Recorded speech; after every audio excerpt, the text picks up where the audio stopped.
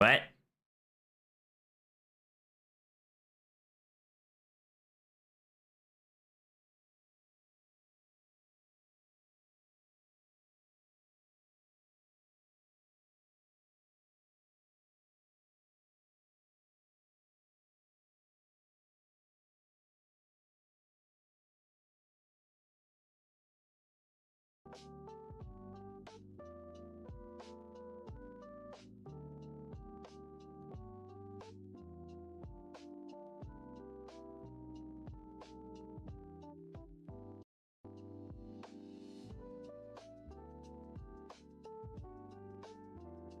Am I live? It's Silk Song Day. I heard about that. How you liking Silk Song? Did that go live? I don't get it. I hope it went live. We're still live, right, Gandalf? I hope. I'm only playing Hollow Knight, but Silk Song came out. Hey man, it's 20 bucks. Take your time whenever you want to buy it. My streamerversary is coming up. Wow. You're in the combos day beta. Check your email for more detail or read this article. New sponsorship available. Damn, I'm getting so much freaking whatchamacallit. September starts now. Get major discounts on subs all month long, plus 10 of other surprises. Make sure you get that. You are indeed live. Hello, hello. Hey, what up, everybody? Salutations. Yeah, sorry about that. About yesterday. We back at it again at Krispy Kreme. Low-key, I just didn't have the energy. I had all the toxicity. We been chilling. Hopefully you guys are also been chilling. Without further ado, let's get this story started. We got a lot of things to talk about. If you don't know, FGO live stream right around the corner. Low-key, I think I'm getting sick, boys. Trub getting a little sicky. It's a no bueno, low-key. I don't know what is happening to me, TBH. TBH. Not sure what the fuck is happening to me. I'm getting cooked up and bricked up.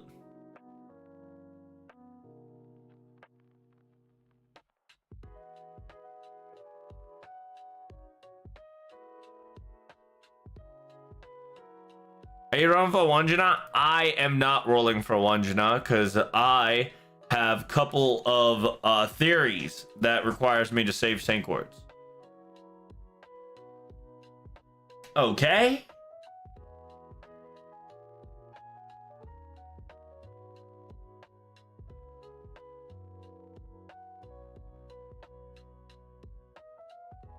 We got about the live stream about 15 hours. I hope you guys are ready on that. How you doing, Analog? How you doing, Searching?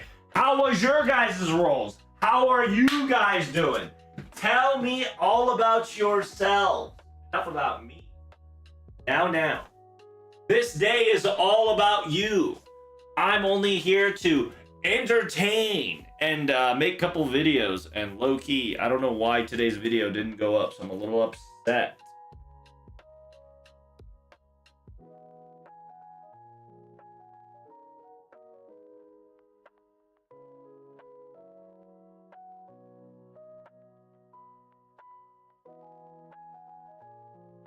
How you doing, Ray? Damn, Grand Rider duels in a week? Yeah, it's a little weird. You guys definitely should prepare yourself. And like I said, I'm going to make a video about it, post it real quick. Today's going to be a slow day for sure. Just due to the fact that I am going to be probably stuck office working. So if you guys got any questions, any theories, any possibilities, anything we want to discuss, you're more than welcome to ask while I am working on this. To be perfectly honest, low-key, I should have done that shit yesterday. But, you know, it is what it is. So, you know, don't blame me. Don't hate the player, hate the game.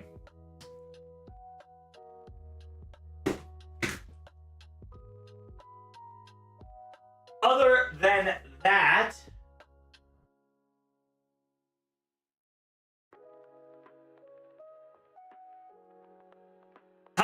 is everybody doing today?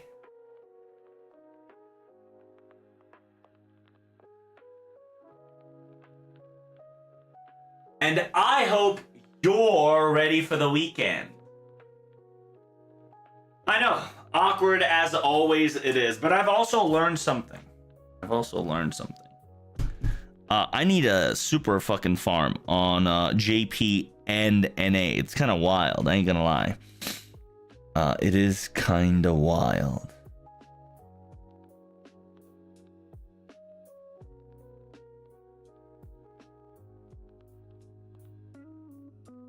I think I'm getting a little sick, which is not good.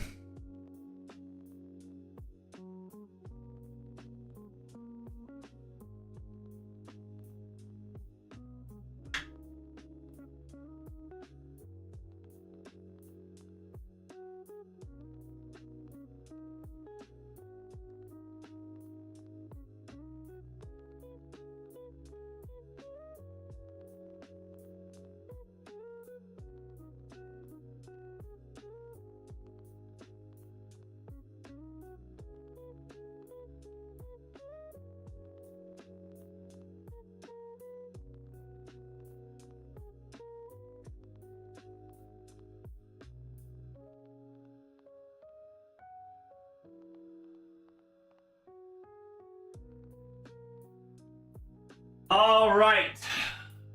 My battery charged. Battery is a bit charged, about 60%-ish.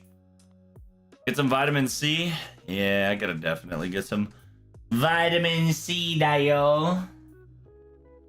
Anybody playing Silk Song right now? Who playing Silk Song right now? How you guys liking it?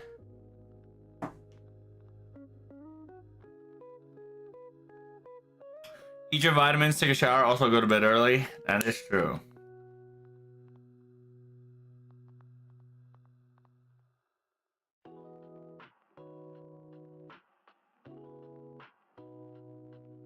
It's funny that they put Habitron on rate up. Of course they did. They did it with Hakudo. It's only natural to able to have Habanyan rate up. Simultaneously, Habanyan OP, so Habanyan is OPP, therefore we love.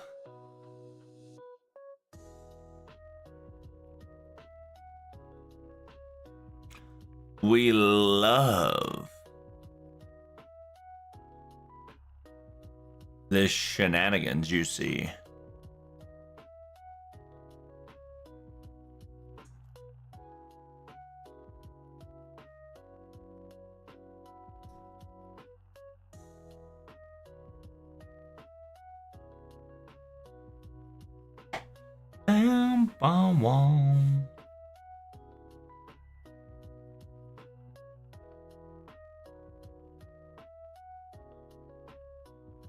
Hello, what's up?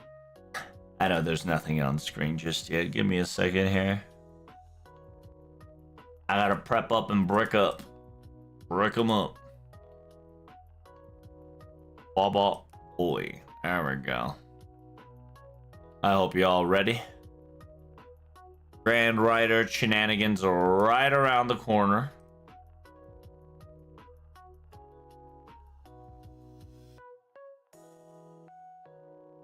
CC Lemon? Oh, dude, I love CC Lemon, dude.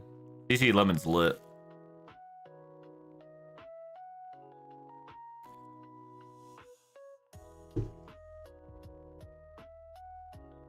They did have one for Akuno. I didn't notice there was like a million different banner during the extra class up. Yeah.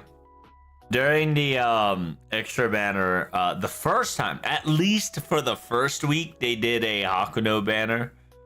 So I don't know if they did it again on the second half. That one's I'm a little unsure of.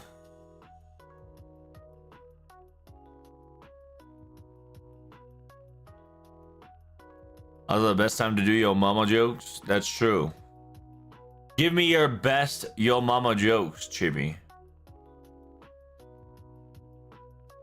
Hit me with it. I can take it. I can take it.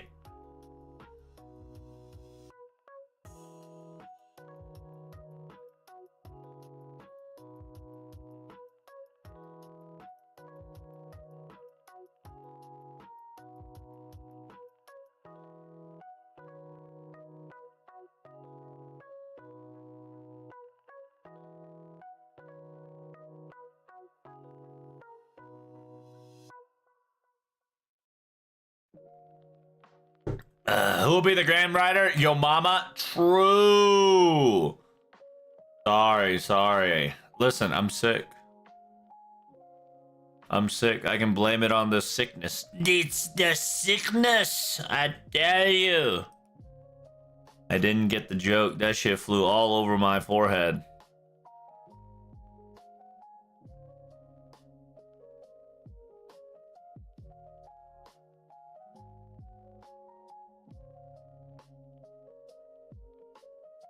Oh, damn. Space Marine 2 is 50% off. I highly recommend y'all get it. 50% off is pretty lit. And they got the anniversary update, which is great. Black Tail. Story-rich action-adventure, archery, mythology, open-world atmosphere. Very cool. Focus entertainment kind of cooking, I see. Make sure you take a hot shower with some vitamin C later. Really? I wonder if the new Grand Rider will be somewhat canonical, like what Indra was. What do you mean by that, Omar? Explain yourself. Explain yourself, young man.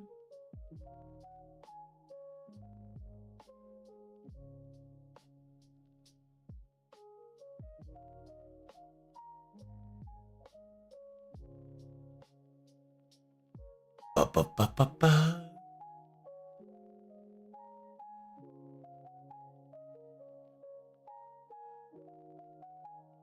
Last flag.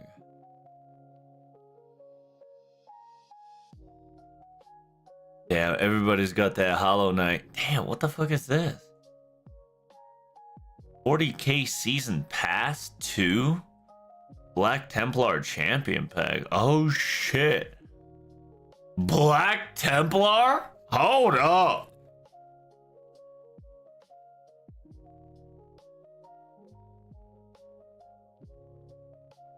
They're kind of cooking right now, chat.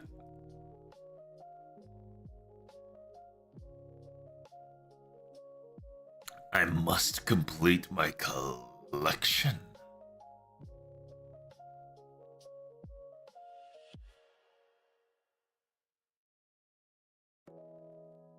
The Imperial Fists.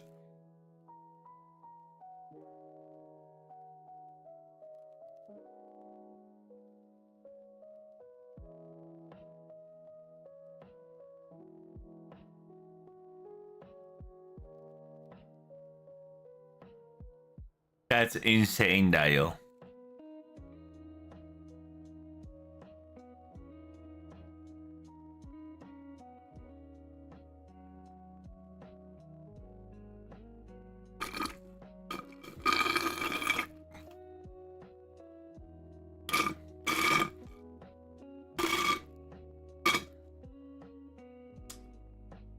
Damn, we might have to try Space Marine 2 again.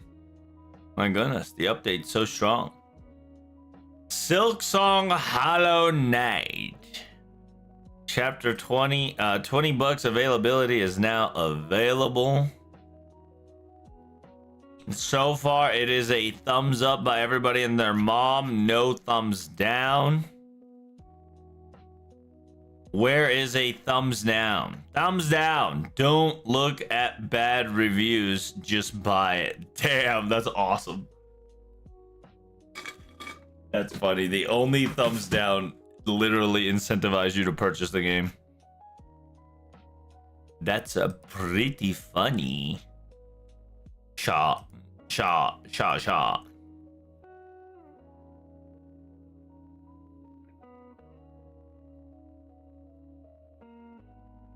Damn, nothing but positive. Not recommend. Nutted. Stop looking at negative reviews. Just buy the damn game. No corn fire. What does that mean?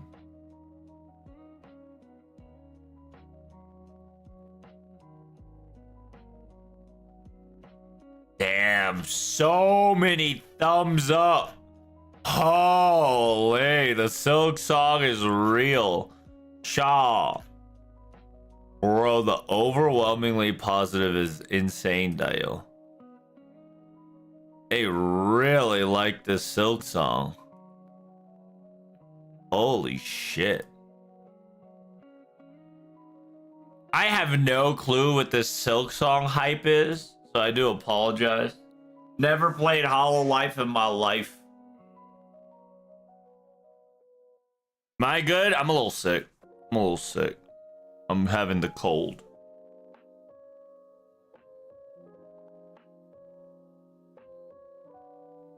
Like Masashi was complete non-canon Grand who was only a slot filter. I mean, every Grand technically is a slot filter. They did it, they even just kind of said it in the interview. Everybody and their mob is technically a slot filler. They're just enjoying themselves, and conveniently, they have come to the smart conclusion of new Grand equals new servant, which is a pretty smart incentive just because more money, right? So it is what it is.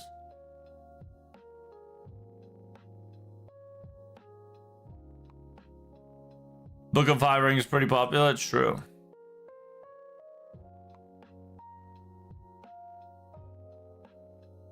I mean, it's been the case for the past part 2 duels. Yeah, it's just understand that there's gonna be a pattern, and that pattern is most likely the Grand Servant is going to be the Grand Banner. And I'm gonna tell you straight up, Assassin, I got something cooked up. I got something cooked up on Assassin. It's insane. It's insane, Dio. I kind of have something cooked up for Assassin.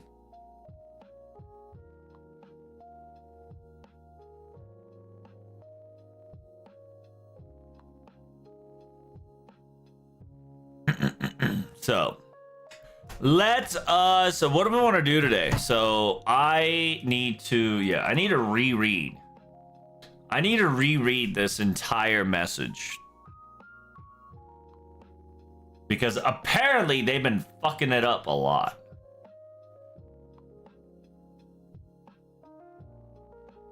Yeah, they've been fucking this shit up a lot. So we're gonna have a Grand Rider. Where's Tamamo 9 Doko? Tamamo 9's is not gonna be an FGO yet. Not yet, at least. We're probably gonna get Tamamo Aria if we get lucky, if you cope hard enough, maybe. Maybe if you cope hard enough, perhaps you'll come by.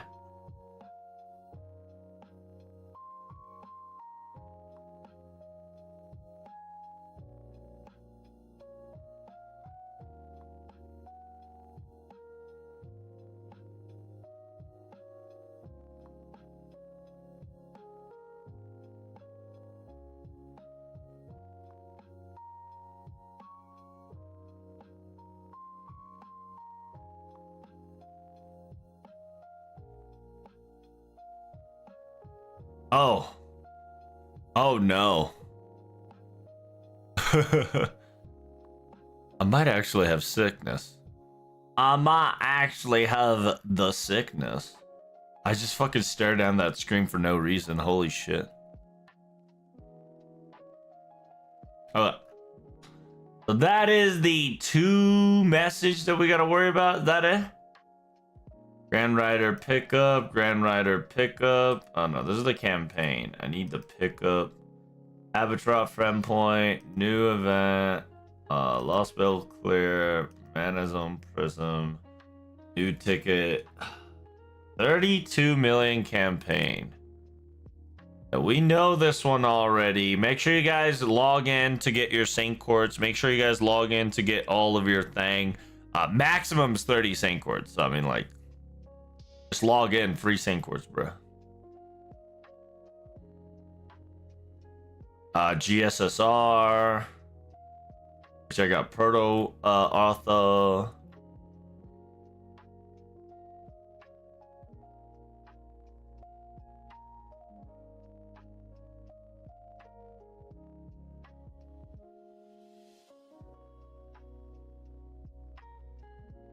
Short stream today, most likely. So I'm gonna I'm gonna do some quick translations. I'm gonna because I gotta read the transcript for oh fuck. Yeah, because I said I was gonna read this. Yeah, how many chapters are there? There is 1, 2, 3, 4, 5. About 5 chapters, so it's about 5 VODs. Not too shabby. Yeah, I'm gonna be doing this one. If you guys don't know, App Store Play Review also busted down some couple of FGO news and kind of Nasu's interview. So this is additional information into Nasu's little brain cell. So we're gonna be translating that one for sure. But yeah, I'm just kind of checking out for the 32 million download. Make sure you guys finish LB, Ordeal Call 4 and get everything for free. Shit, that's right. I need to get my mana prism in check because I have no mana prisms. Holy chat. Holy, oh my god. Additional past craft events. Ooh, aerial drive is now available. That's awesome with Ocean Flyer. Ooh, very cool, very cool. Hide Hunter is pretty good for Stargen, to be honest. If I remember correctly what they are. Command codes available for Da Vinci Shop. Is this Rare Prism? Jesus. 5 Rare Prism each is crazy. Only if you missed them. Damn. Half EXP on the... Oh, yeah, I kind of want to collect my EXPs. I utilized all my EXP to level 120 Olga.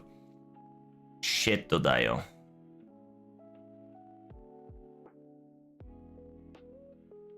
Totally forgot about that. Double Suck, Super Suck 2, 32 million, campaign, GSSR, and Morgan Chan. To be honest, I am kind of going to see if I can, like, MP6 my Morgan. Maybe. See if I can append 555 her. Append 101010 her. Because do you still have to get MP6 to completely do full append, chat? Do you need MP6 to full append? Because I don't know. Because Indra mentioned his own grand status, I'm curious if any of the other grands will be more tied into the story.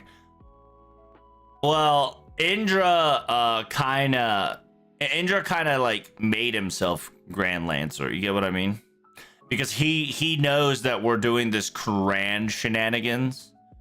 So he just kind of like self-proclaimed himself that he's going to give us the trial of Grand Lancer. And obviously, if you understand, he is a grand servant, right? AKA grand creature. He technically should not be, he should not be here. But he utilized his own Vajira as a catalyst to become servants. So in a weird way, it's not really him. You know, it's kind of that FGO, like technically it's not really him. It's kind of like an aspect / part of him. All right, so 32 million download is perfectly fine. What do we got for September? Okay. We got some good stuff on September. Not too shabby.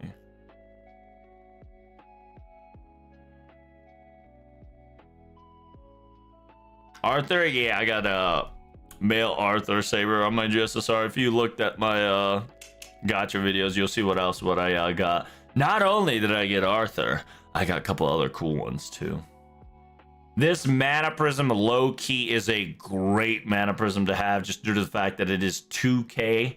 So you can slap it onto your next Grand, right? And simultaneously, anybody that is evil attributed or anybody that has the power of the star kind of gets 20% up. For those who don't know, that hits a lot of people in the niche. The niche Ussi. Okay? That shit hits a lot in the niche Ussi. Look at that. It's star or evil alignment. Look at all those. The Ussi. That shit hits extra like wildfire. Hibichika has to be a Hibichika and whatchamacallit. They have to be first ascension.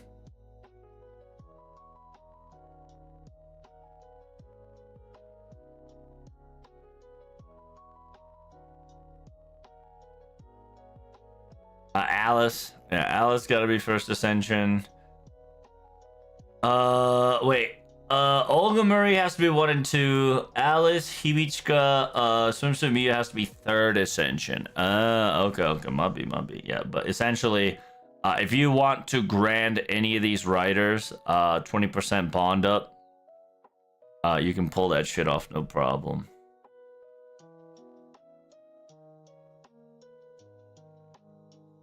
Baba boy.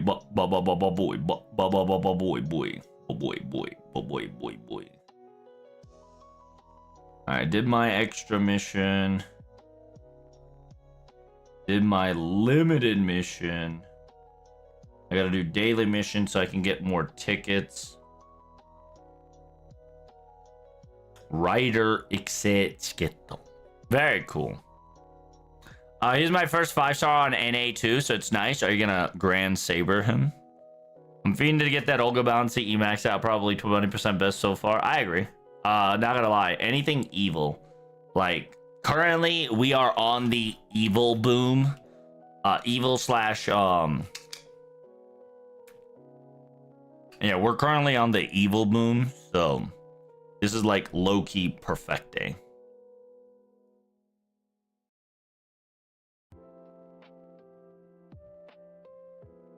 For bond leveling, still efficient to use Ascension 3 for Olga because of all mash CEs. I suppose so.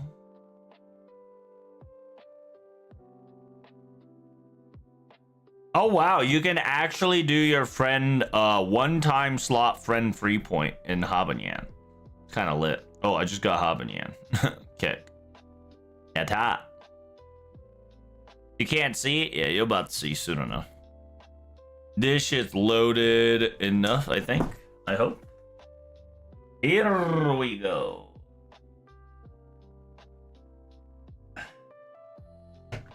Okay.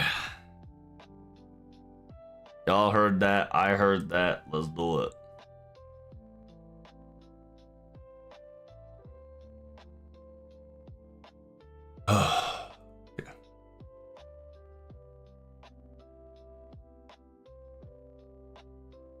There we go. As you can see, chat, all the riders are available. If you guys need to gotcha to your heart's contente.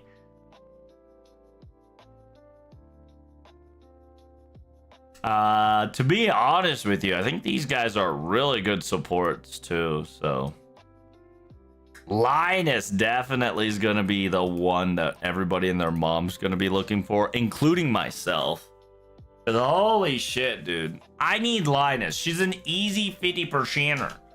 I need a easy 50%er. I ain't gonna lie. I'm gonna see what happens here. I'm gonna do one multi, wish me luck.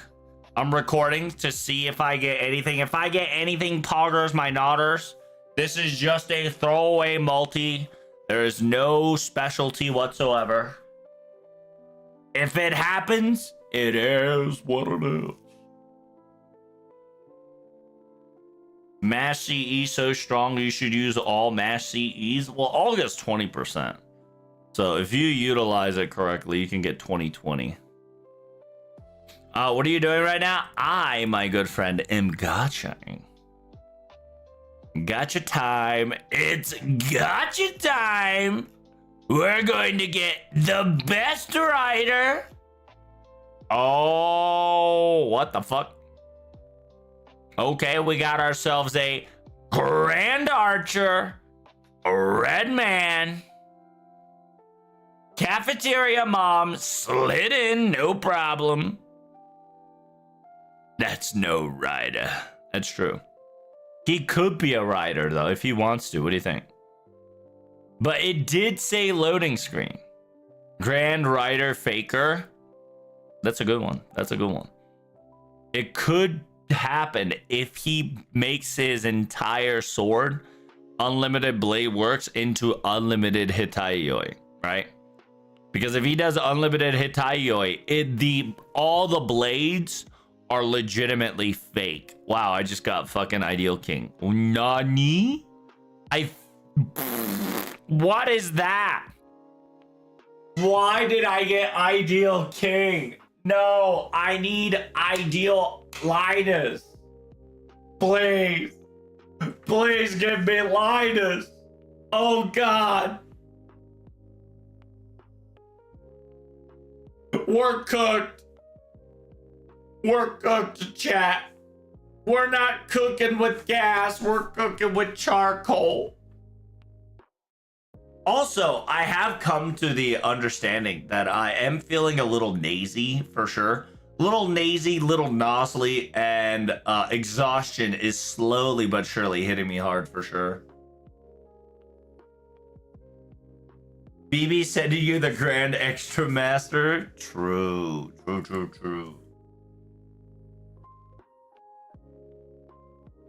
No! My loadings were just Fate Zero and Extra. Not like this.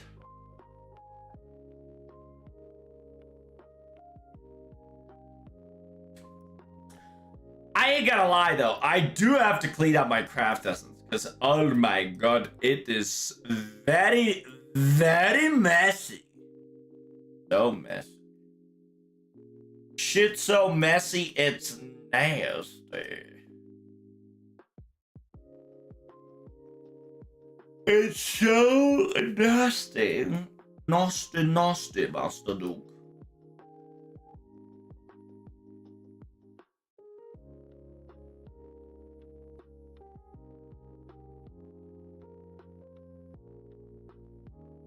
I only got 2, so that shit ain't worth it just yet.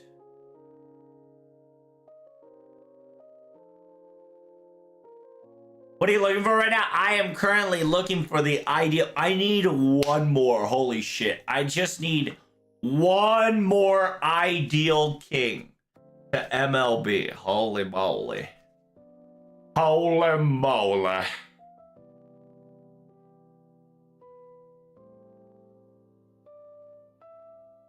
Having 2 Ideal King is pretty lit, by the way. How you doing, Zolog? Welcome to stream. Salutations, brother. What's happening? Oh, right now I'm just talking. I'm just trying to clean up, whatchamacallit, craft essence.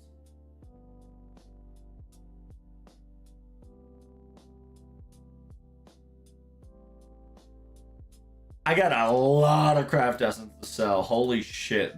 I almost sold one of the greatest craft essence of all time. What the hell? Okay, I can MLB this one. Wow. Yo, is there a button that allows me to just auto MLB?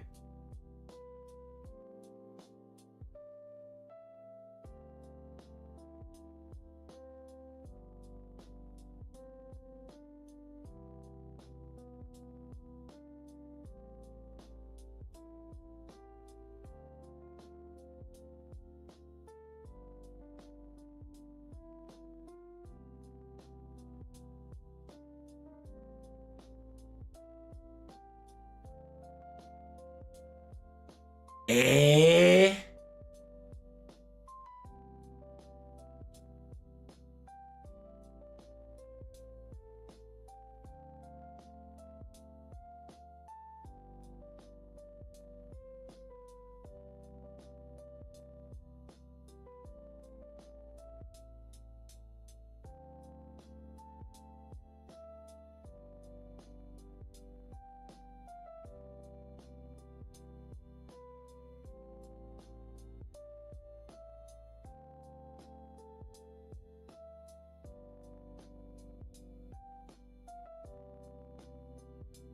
Damn.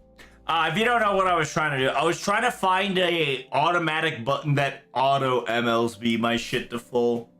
It would be nice if we can have a button that says prioritize MLB.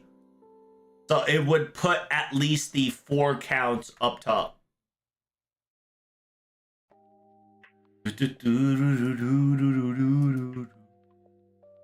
you see how I got 4 over here, over yonder? Baba boy. Okay. Yeah, today's gonna be a quick stream chat just due to the fact that, as a reminder, spread it all around the world, chat. You already know, FGO live stream coming in hot in about 14 hours. I'm gonna do a quick, like, 4-hour stream and then go to bed. You know, get some good sleep in my butthole and, you know, keep myself safe.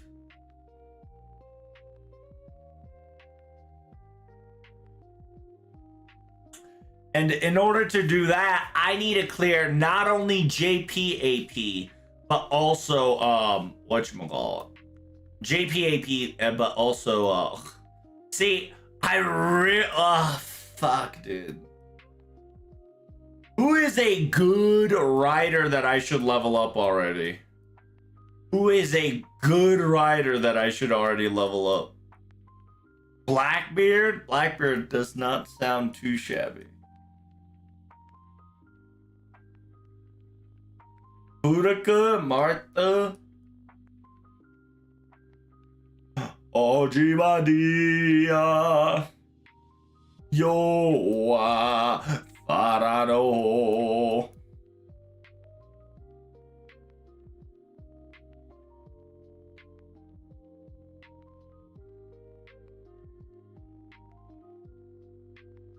Constantinos, if you have him. True, true, true.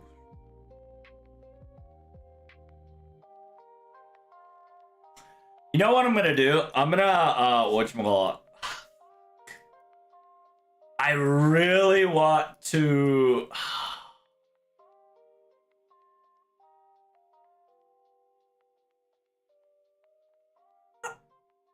How many mana prisms we got? That is the question. How many mana prisms can we got? We got about 7 days. And I really need the mana prism. So I am going to farm mana prism. Yes, sir. Chat, today we will be farming mana prism.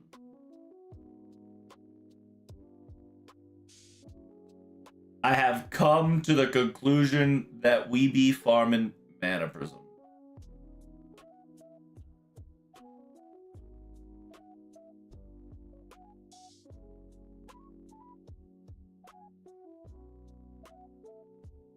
Womp womp. And we're gonna be farming with our brain. Where's our brain dead comp? What the hell? Get to the brain dead comp. Necessary sacrifice. Beep beep beep beep. Brrr. Oh, mama boy.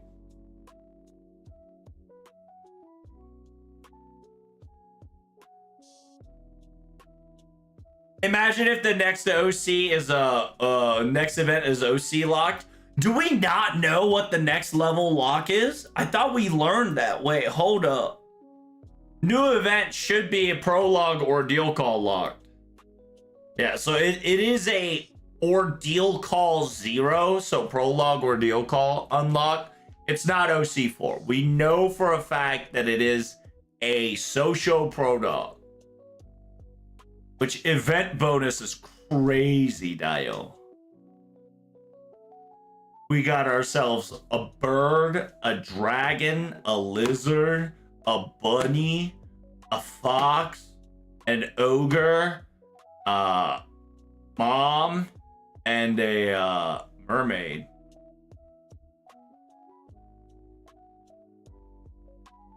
What if the assassin one's OC4? Dude, yeah, I'm gonna tell you this.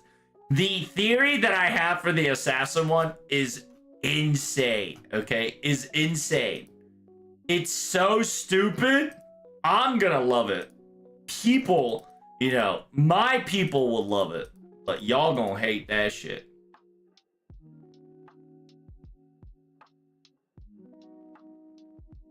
These are animals. Yes, they are kind of animals.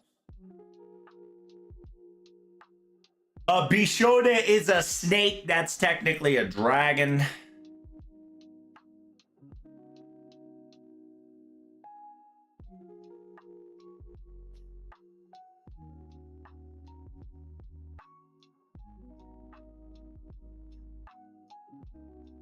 There is an interesting common theme going on around here.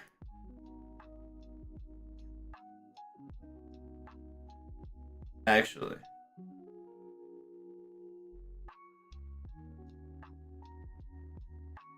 Is Ruler Bunny dragon?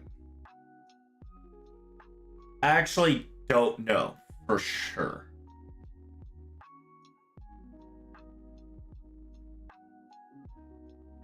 She does have animal characteristic servants. She is a dragon.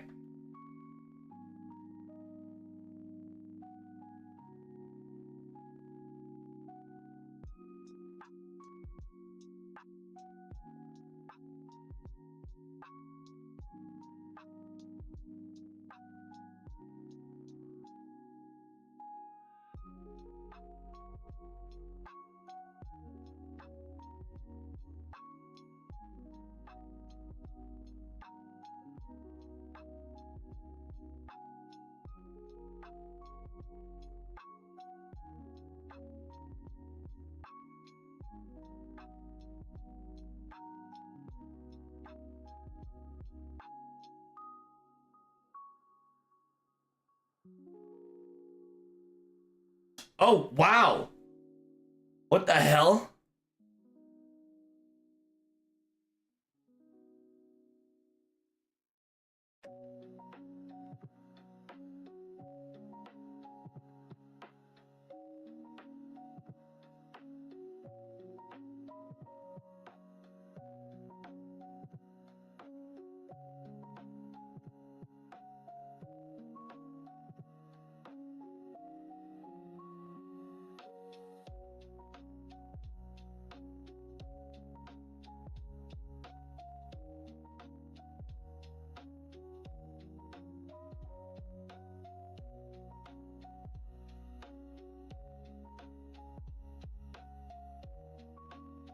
How you doing, Zula? What's good?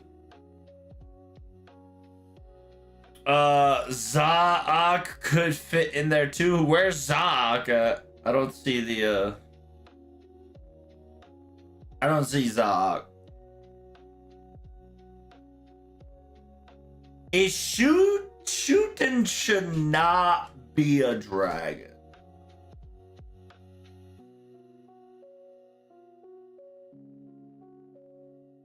Yeah, Shuten's not dragon, but Ibuki is dragon. The question is, why did they go for why did they go for Shuten instead of Ibuki? That's the biggest question.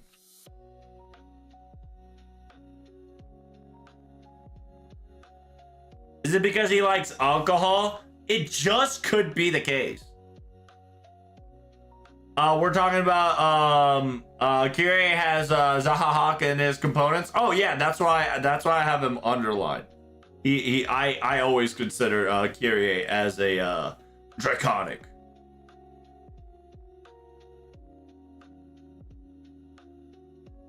One, two, three, four, five. Got about 6 dragons.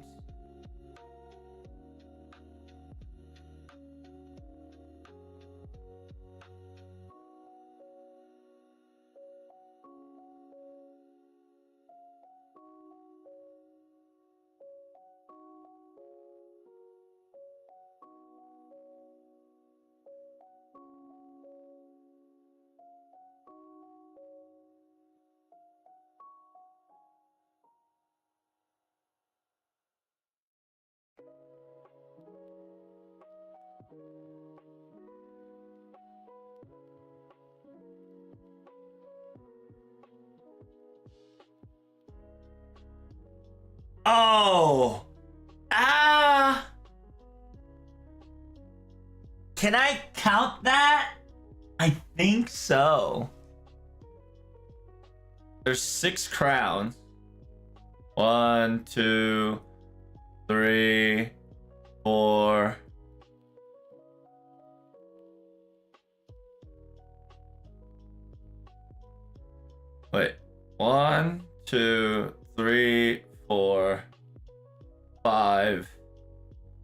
6.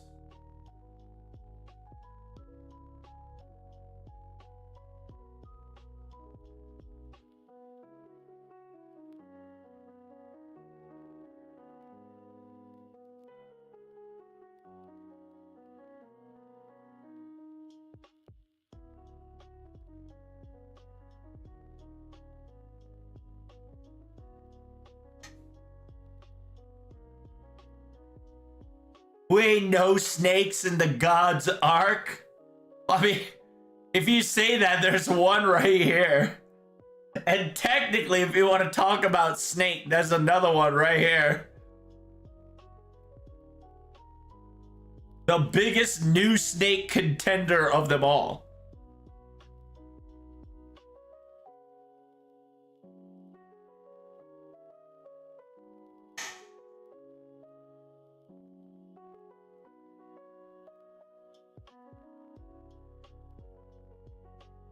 My question is, why specifically Ruler Buntoria and shoot him? Those are the two mysteries. I'm pretty sure she's there for the animalistic servant and the dragon.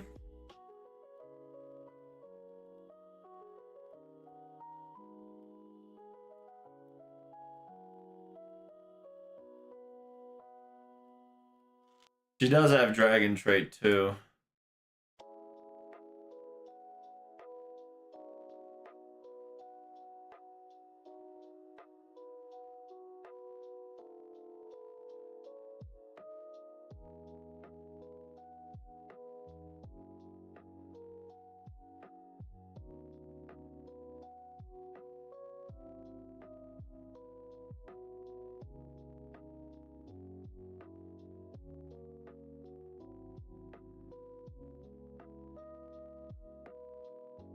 Yeah, a lot of the characters here are dragon as well.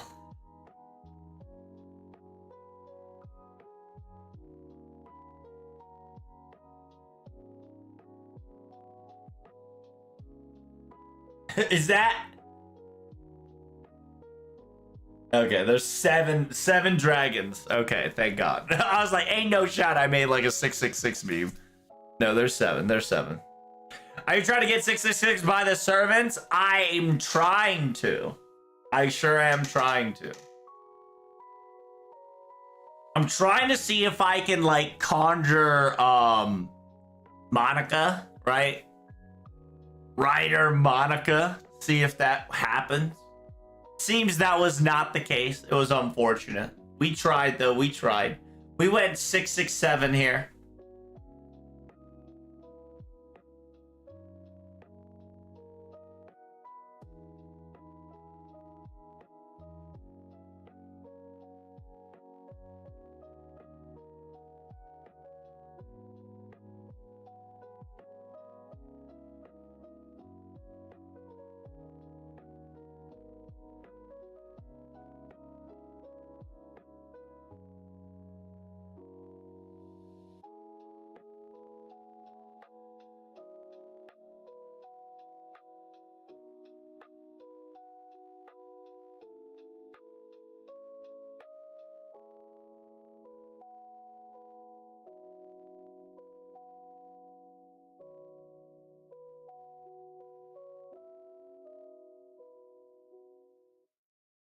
I want to see if where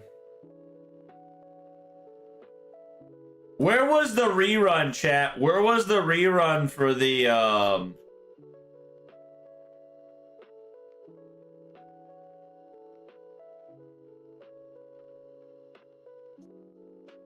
where was the rerun for Draco?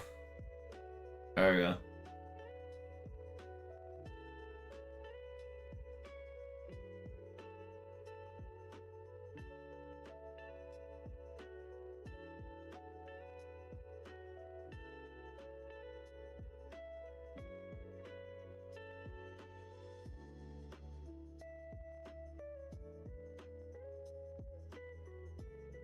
Yeah, but there is no difference, to be honest. I mean, like, sure, some character did show up, but not really.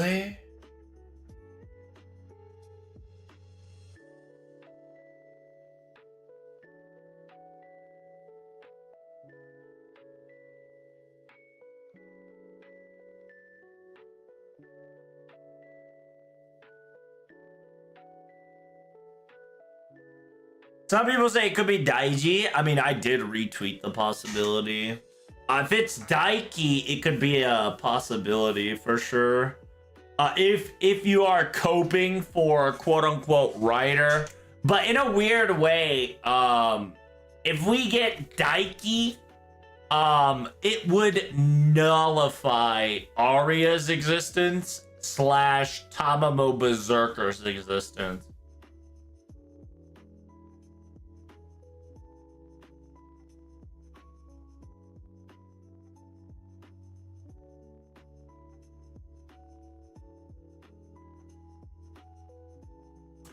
But the sheer fact that we didn't get a Koyanskayan, yeah, we didn't get a Koyanskayan attack rate up. We actually got Tamamo, which is very interesting to see.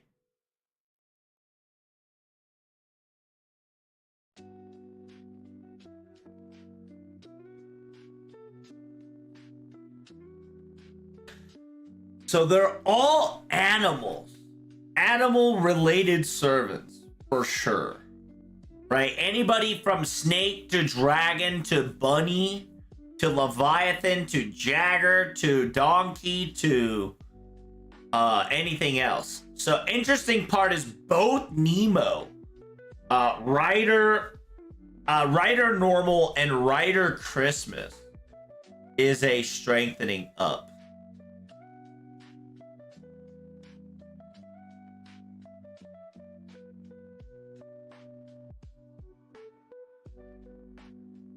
Caster Gill's up too. It could be Nebuchadnezzar if they want to play that. If they want to play it that way. Koyanskaya is there too, I see. Is Dark also there? Yeah, Dark's also there. Yeah, there's just a lot of animals.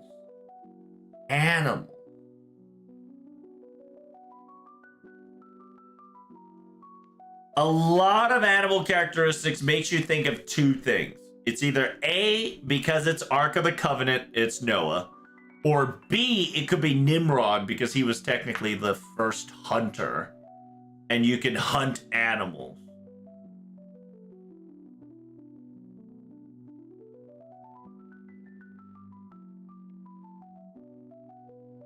It could be a Gilgamesh 2.0. Yeah, the reason why I say it's Gilgamesh 2.0 is because A, Gilgamesh has not arrived into video game for a while.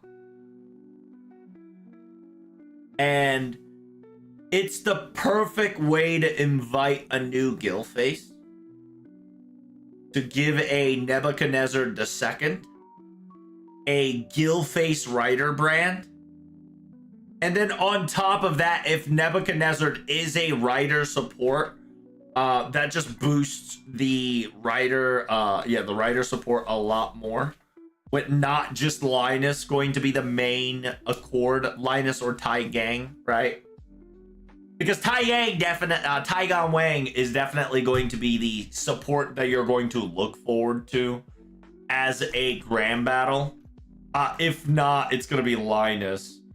In a weird way, you definitely want another rider support than a rider damage.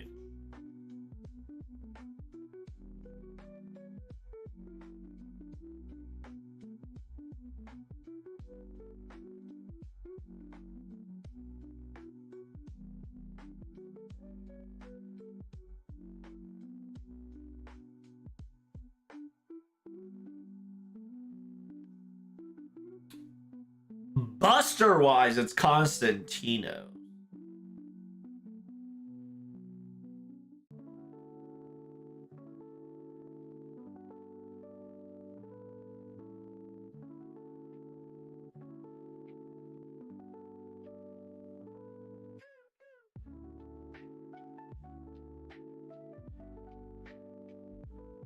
Bartholomew's the best cost.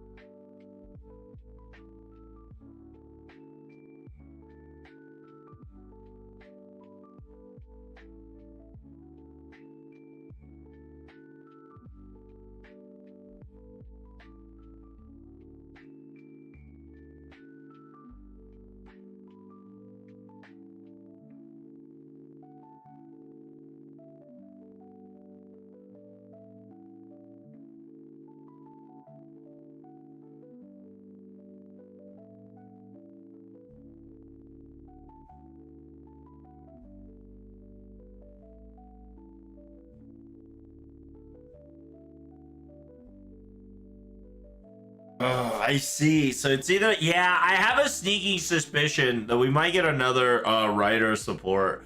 Just like how they kind of low-key slid Tiamat as a Archer support. Because in Archers, there was not a lot of support. Maybe like, you know, one. Maybe there's one support Archer. For Tiamat to be just pure support Archer is really nice. So technically they need that for the Rider as well. So Rider support servant here is definitely going to be the play. A lot of people are going to be like, oh, you know, Rider, forehead, don't need him or her.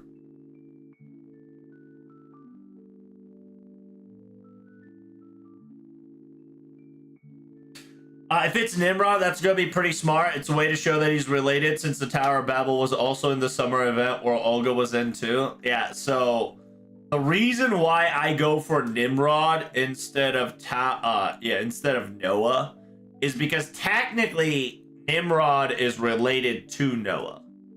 So the connection is still there. And at the same time, the only reason Noah hijacked Nemo was because Noah was weak.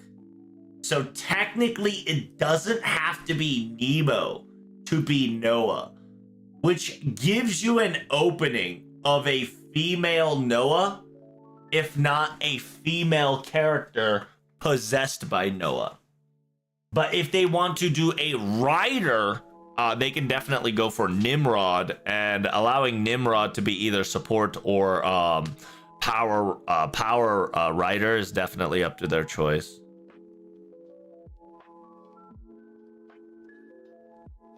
Let me check the Lost Belt 4 here. 1,000. St. Courts. Is this the Discovery? Yeah, that's just lit.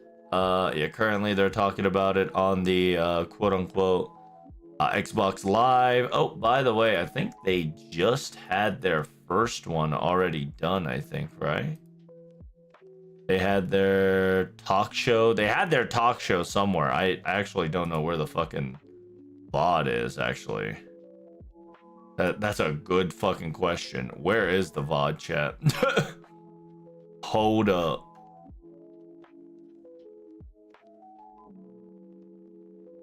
Is it starting this Monday? Is it? I thought it was already started.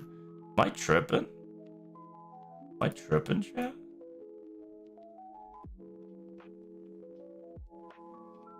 Oh, that shit starts at October 6th. Oh, never mind. It starts at October 6th to December 15th. It's every Monday at night on JP, by the way. I'm not going to be live translating this one, unfortunately, just because it's going to be a variety talk. And I'm going to be working those days. I'm only going to be able to cover FGO news, not FGO variety talk. But these guys are going to be really awesome. So I highly recommend, if you guys are interested to do so, check them out.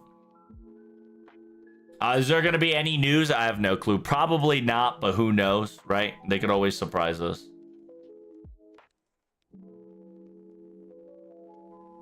Like, in a weird way, a lot of people say it's going to be Noah, and it really could. But at the same time, I don't know if Noah's going to be Nemo face. That's the thing. It could definitely be a female, somebody else. If they want to sell, it has to be a female somebody. I don't know, female who, but it's going to be female Rider somebody.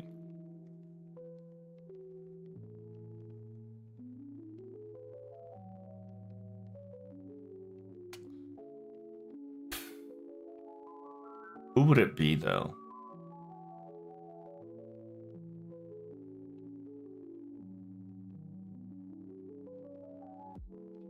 Oh, yeah. What is their prediction?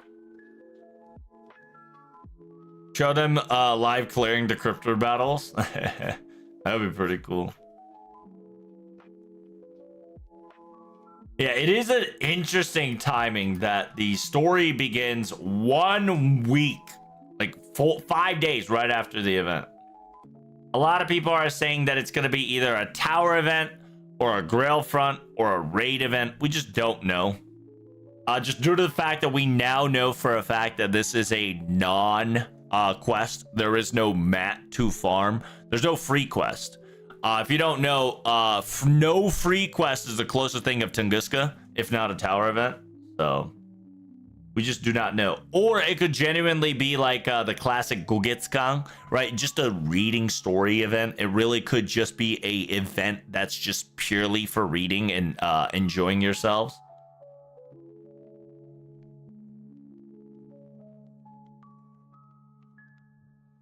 Yeah, and then the Grail front is definitely out of the picture because Mr. 2 specifically said they kind of didn't make a Grail front nuance this year, so.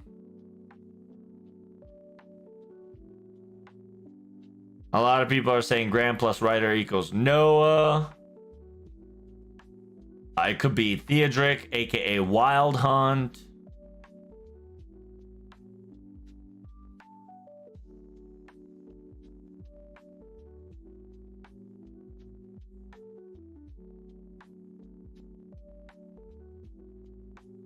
Is this going to be a Foreigner event prologue? It could be, actually. Because I can almost guarantee you October event's going to be Halloween and October event's going to be Foreigner for sure. Because the October event is... They need to clean up Elizabeth's shit, right? They need to clean up Elizabeth's shit, which most likely October will be Foreigner if this is not Foreigner, right? Because if they want to go balls deep Foreigner, no quest is the way to go, for sure. No quest is definitely the way to go. If not,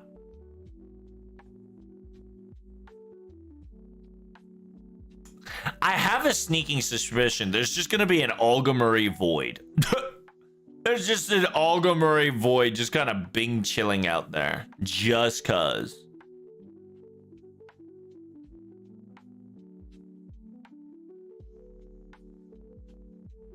Wasn't there also a talk about that there's going to be a belated White Day event? No. There's not going to be a belated White Day event. They just didn't know what they're going to do with the White Day event just yet. They're still cooking on 2025's 2026's White Day event. They're just still cooking on that. The 2025 one of the servant is going to be delayed because they put Olga instead of whoever that servant may be. Because they put Olga as an anniversary servant, they pushed back a servant in either New Year's or February. From these shadows, one of them do look like a Gilgamesh body type, though. Where? Which one? Which one you think looking like a Gilgameshite body type, huh?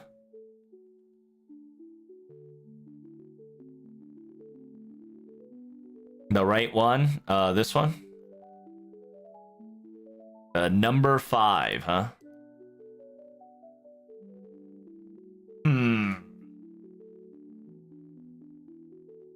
It could be. It really could be. Like I said, it definitely could be a Nebuchadnezzar the second. If not, it could be Nebuchadnezzar Noah. It could be a little bit of a, you know, Section A, Section B hybrid. Just because.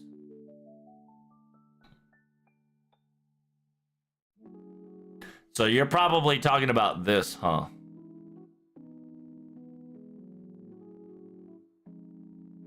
Yeah, the current one is Theodric, Thedric, Noah, and Nimrod.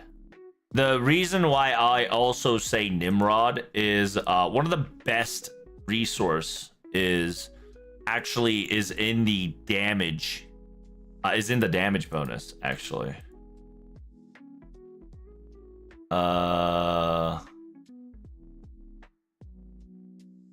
It's actually her.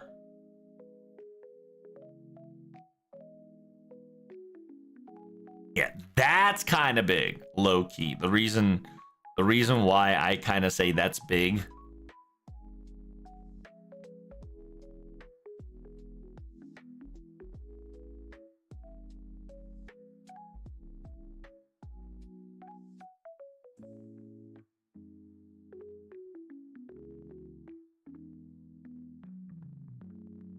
Because whatchamacallit, in some cultures, the mirage, right? The mirage of the quote unquote large clam, right? Large clam known to be a dragon back in the day, just because they didn't know any better. Or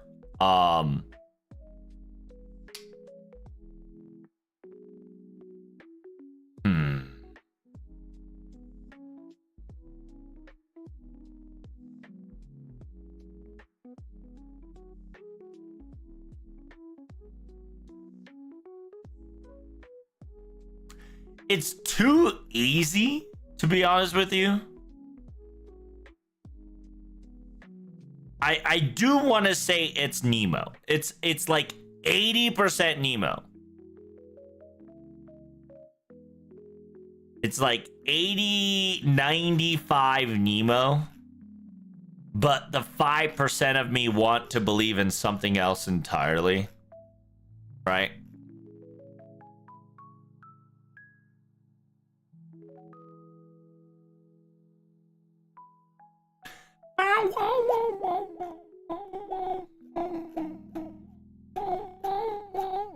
Damn, dude, my throat is shot. Holy. Alright, I guess I better start reading before I lose myself.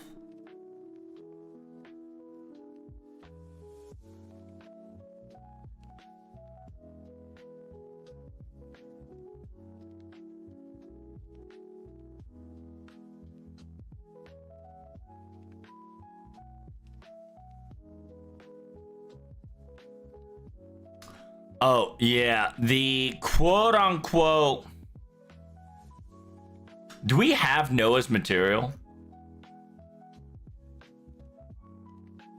Do we actually have Noah's material? I'm pretty sure we have Noah's material somewhere, chat.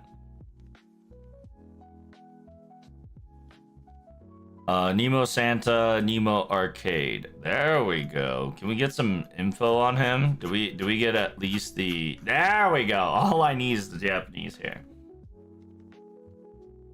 ライダーであるノアが召喚されるはずだったが、ビースト6の妨害に乗り、ノア担当への召喚は叶わず、ネモが体を差し出すことで第7探偵所の幻想、もしくはノムからではなくとも、英雄の掛け合わせ、原棒として召喚されることになった。英霊ノアはおそらくあくまで素質、性能にのみとどまっており、個人としては登場しない。私用による召喚ではないため、コミュニティセンサーは存在しない。通常のネモと行動し、人類休日のための決戦などと本気になるとき、自ら意識としてノアモードを起動してやたらキラキラにしたネモになる。So, interestingly enough, chat, this place, right? It says like deep sea, 2,000, 2,000 miles, blah, blah, blah. And this one says Old Testament, right? If you don't know, that shit says Old Testament, right? Old Testament. And this also says, right, Old Testament Genesis, right? Because it's the story of Noah. The location, interestingly enough, is India, right? Indo, right? Indian, India, right? India and a little bit of the Middle Eastern side. The reason for that is that there is a quote unquote who was it? It was the what are the sun god's child? Manu? I think it was Manu. 巨大魚松屋に溺れる存義を予言され戦死をして生きる説がある which was one of the first avatar of Vishnu. I think it was like a giant fish Matsya. I think it was. Yeah, it's the Matsya, aka Manu. Yeah, there we go. This guy right here, chat. Mastaya, which essentially is a close thing to a mermaid in a weird way. So the fact that Kiara is here and her swimsuit outfit is ready to go, just kind of indicates that Noah is coming for sure. Noah did use Nemo in the arcade, and Nimrod used Gil. It's not Nimrod that used Gil. It was Nebuchadnezzar.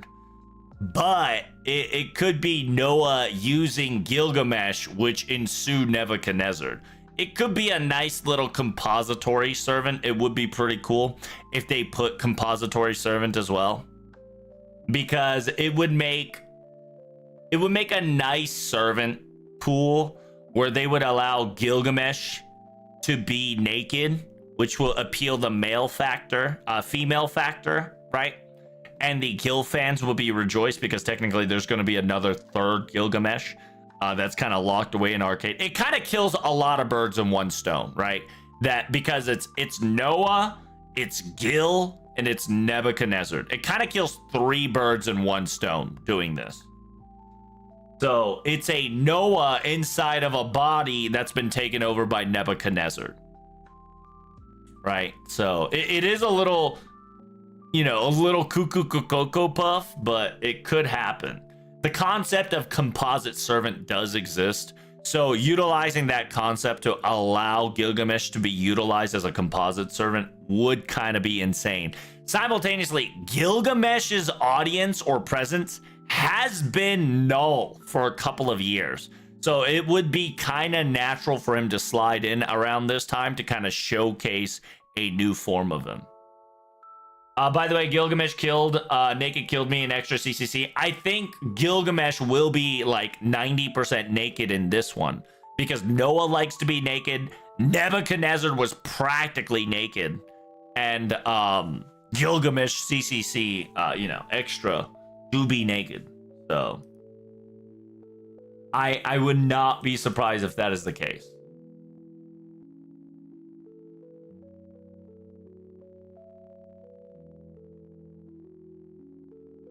How about some Rukon riding his cloud? People have been asking that for a while. Or Jason as an actual Argonaut, actual Odin riding Siliphin.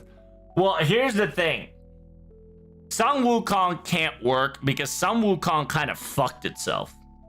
Because Sun Wukong has to fix the tension between Gouda Gouda and Journey to the West. So it's kind of hard. And simultaneously, I think there's some sort of fuckwit with the copyright. And I think they're struggling. I genuinely think they're struggling on the copyright.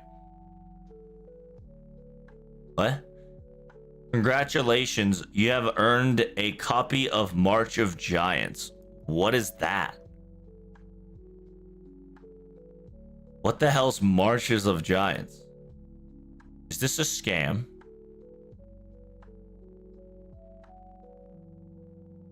What the hell? What the hell is March of Giants? It's a free-to-play 4v4 war MOBA where you play as a giant, lead an army of soldiers, and deploy tactical structure known as Battleworks. Scam check? Dude, listen. I all of a sudden got that shit for free on Steam, so it kind of got me scared. You know what I'm saying?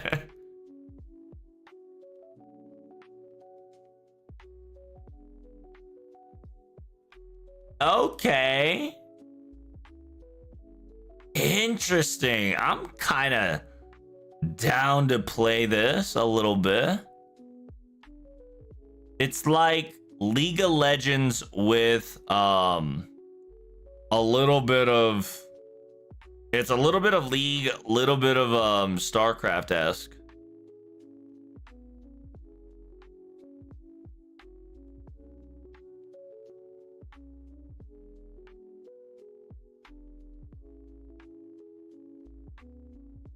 Interesting. Anyway, sorry, I got caught off train of thought because Twitch just gifted me that out of nowhere. Okay, anywho, where was I? Damn, it's a bait game with 8 shit mixed into it. What are you talking about? March of Giants? March of Giants ain't no hentai game. Yeah, March of Giant is It's a free-to-play 4v4 war MOBA where you play as a giant, lead an army of soldiers to deploy tactical structure known as Battleworks.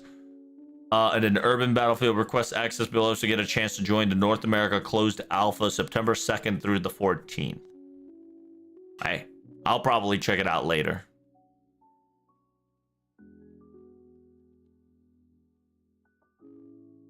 How you doing, Ash? Welcome back. How's game? How's life? How's things? Yeah, so going back to Sun Wukong. Sun Wukong, they have to make it so that it ties in with Guda Guda, and it also ties in with Journey to the West. Because unfortunately, they kind of wrote themselves to the wall for Sun Wukong. That Sun Wukong has to have a Guda Guda vibe, just due to the fact that Sun Wukong is practically Hideyoshi, right? AKA the sandal holder for Nobunaga. Which will most likely be a Lancer, if not a moon. Can't be a Moon Cancer. Probably be a Berserker. Berserker, if not a Ruler.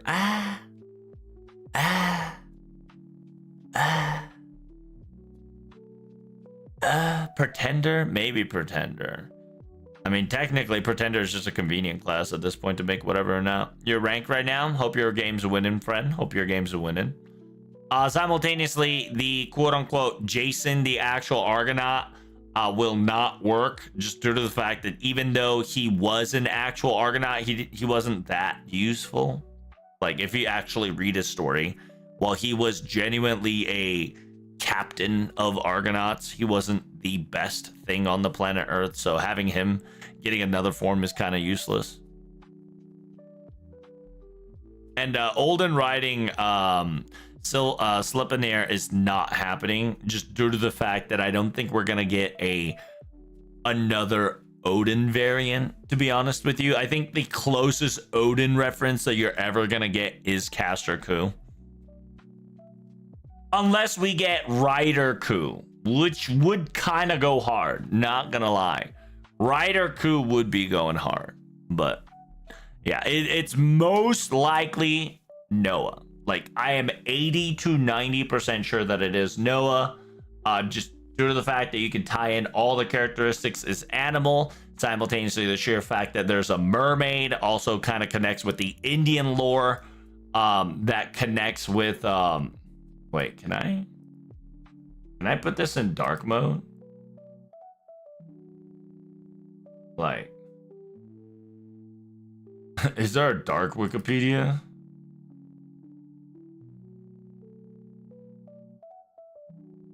Can we get a Darkpedia here? Am I editing? No. We don't need to edit.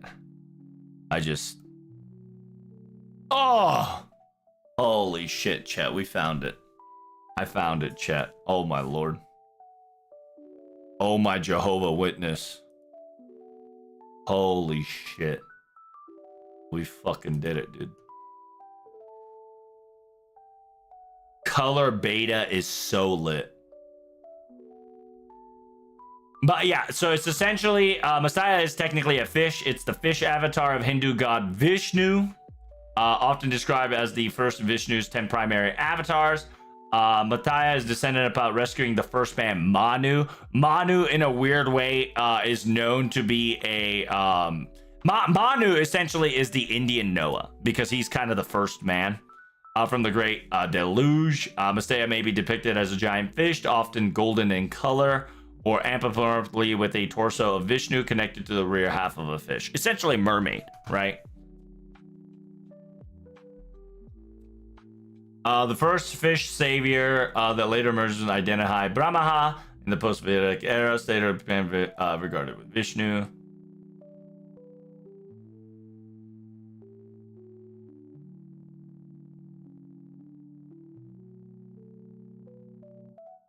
And then, yeah, there's legends that have embodied symbolism where a small fish with a Manu's protection grows to become a big fish, and then the big fish saves the man who would be the progenitor of the next race of the mankind.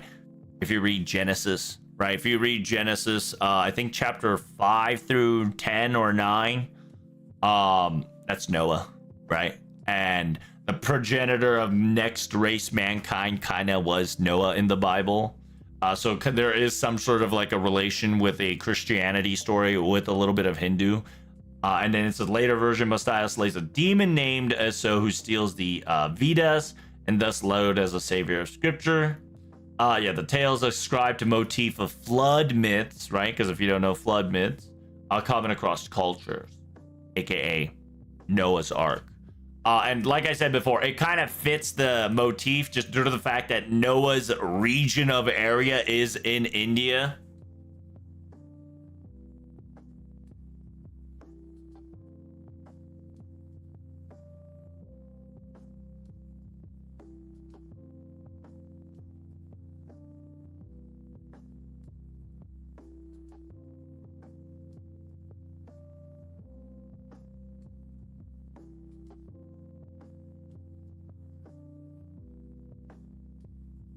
そして脱ぐ。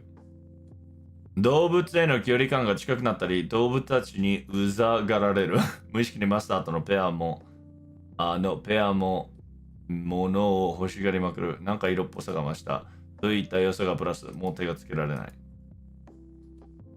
整理して重症、若者に見えるが戦場には600歳、大義となれば大きな犠牲にも目をつぶり、超人的な動きをする。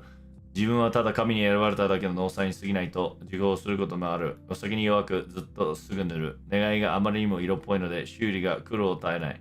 動物たちにフレンドリーに接触するがよく機嫌を損ねて襲われている。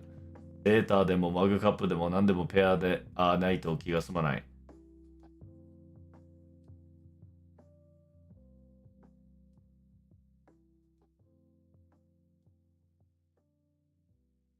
ノアズ・アークを指定するに適応しながらる。すべての人たちを戦艦によってノアと共にオリーブの枝を加えた鳥が戻り、晴れになり、約束の証の虹がかかる。動物たちも喜び。嵐の中で生き抜く多くの生命体を抱く成長のノマのスキル、ノマの戦闘の時からいなる守り、つなぐための本心である。人類としての選ばれたノアとしてのスキルの一つ、カグネゲーしたものが持つ。本来このスキルは最高存在の恩機がないのだが、ノアは実際に多くの恩機を受けている。まさに特例である。ゾハールの功績、正しくはゾハール。アダムの子であることを示す輝く石、それ自体に大きな力はない。だが、悪に染まらず血を生み、動物たちを愛するノアの精神に押して石は輝き、ノアに人類のこのふさわしい力をもらぎ上げる。ゾハールの効果。石といえば、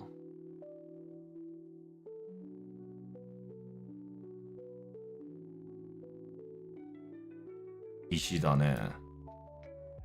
石といえば願望機だね。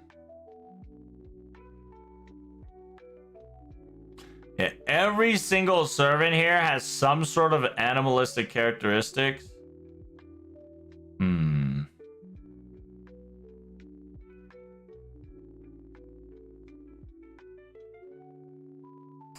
Why BB Summer? Why specifically BB Summer? That is the next question we need to do. Sorry, I should be banana like Lear or something. My brain, wait for Fion as an Irish sea god. Dude, I'm gonna fucking get triggered if that was Fion. The next question is, why no BB, but BB Summer? That is the next question. Costume owning divine divinity, existence outside of domain, giant goddess servant, immuted pigify, mechanical, non-humanoid servant, soccer series, servant, summer mode servant, super large, weak to Emma Elish. For some odd reason, she has nothing. She is fucking nothing when it comes to related to animalistics. Besides the foreign aspect.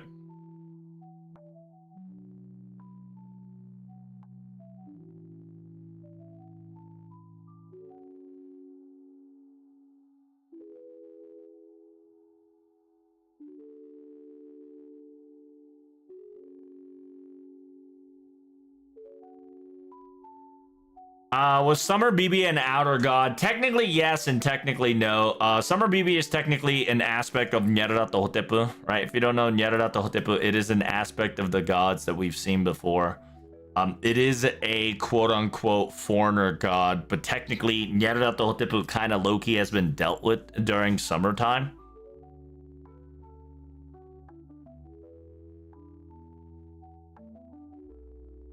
He is the soul and the messenger. Nyarlathotep appears new story featuring also world role-playing games and media based on Cthulhu mythos. First some other deities, number of most outer gods existence the star Yasa god, Nyarlathotep, however, is active frequently, walks on earth in the guise of a human being, usually a tall, slim, joyous man. He has 1,000 other forms of manifestation, many reputed to be quite horrific and sanity blasting. Most of the outer gods have their own cults serving them. Seems to have several cults taking care of their affairs. The outer gods' absence. It really could be the interlude for a foreigner event for sure. In regard, probably the most human-like among honored god. Messenger, heart and stone. Immemorial figure, the deputy, a messenger, hidden terrible powers. He has the power over the dreamlands and authority to prove authority over the gods of earth as well as moon beast and shaktas, but seems to be opposed by Nodens. He is also the servant of Azal, who fifth spastic wish immediately fulfills. Seems to have low opinion on Azal as he's once struck his master's head in contempt when while claiming to be his messenger.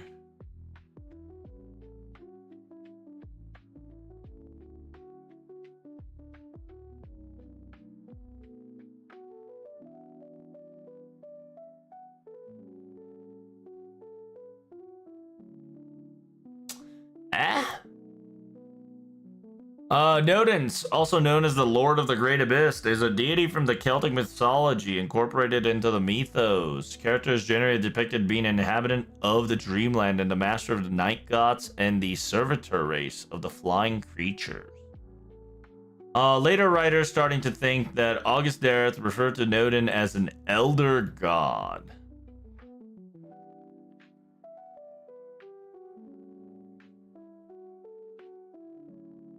Nodens is an archaic god, served to be the night gods. He seems to be somewhat benevolent, opposing to fight, frightening Nyarlathotep and helping Radolf Carter to find a way back to the awakened world along with Stag. It's also described with the great awful form primordial Nodens, Lord of the Great Abyss. He appears as Thomas and the One among the ocean god Neptune in possession of Torintons and Nerdy Eyes. Nodin was riding the vast circular shells carried by dolphins. Oh shit. Yo, do we got dolphins in the chat? We get some dolphins in the chat? We ain't got no fucking dolphins in the chat, boys. What the fuck? What did you think? Oh, I thought there was gonna be if there was Summer fucking what's her face, it would have been insane.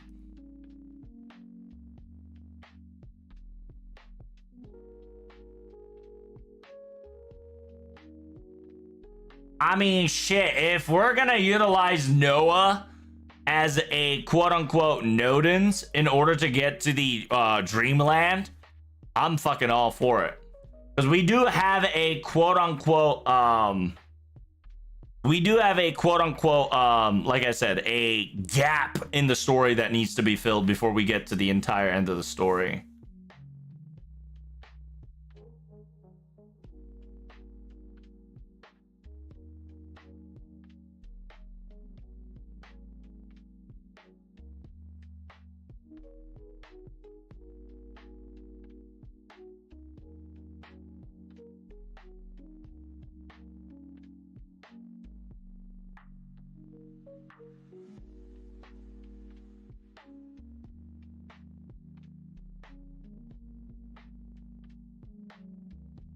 Master of the Night Gods.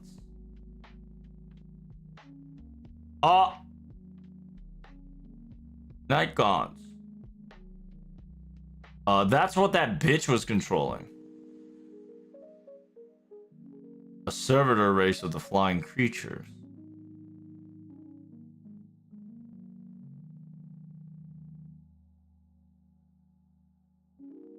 So is Nodens an aspect of that stupid bitch? Bastet. Oh. Dolphins had nowhere to go. Oh, I see what you did there. Dolphins technically didn't need to ride the ark. They just leapt over and called Noah names. True, true, true.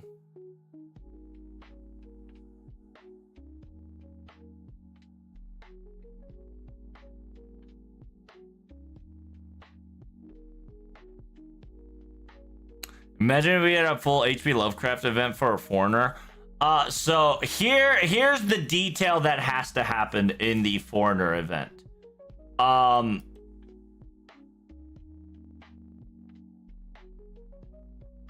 Continuation of Salem has to happen. Right, continuation of Salem has to happen. Simultaneously, they have to explain the whole. Technically, they don't need to explain the whole, but to be perfectly honest, explaining the whole is a very good storytelling for a quote-unquote foreigner story, right? And yeah, aka continuation of Salem, aka Abigail, like the Lovecraft Abigail has to come back to us.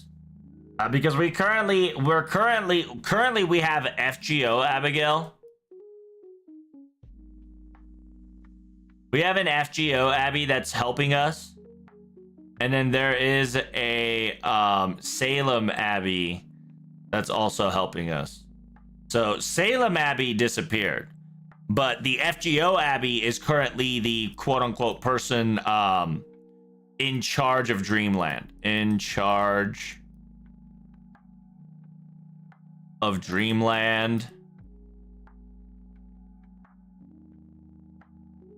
Plus Protag's sanity. Right? So Abigail holds a lot. The problem is Abigail doesn't exist here. Right? The thing is that makes me think that this is not a foreigner event is that there's no Abigail. Right? There's no Abigail. It could be an interlude to the foreigner event, to be perfectly honest with you. But I have no clue yet, right?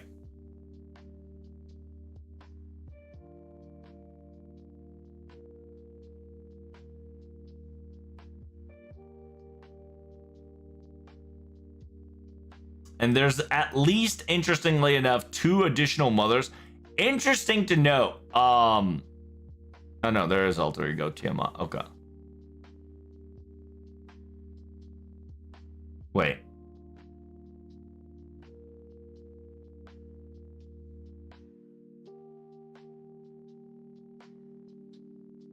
No. Why KP though? Is it because she's a white elephant? Why KP? Why bring KP here? Why KP in this mess? Why bring KP into this mess?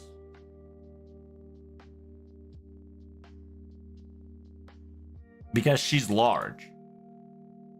Because she also has an aspect of the white elephant.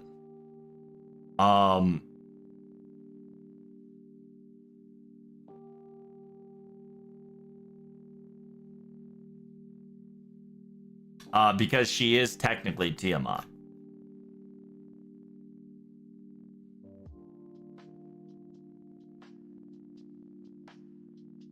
But why? But why? But why?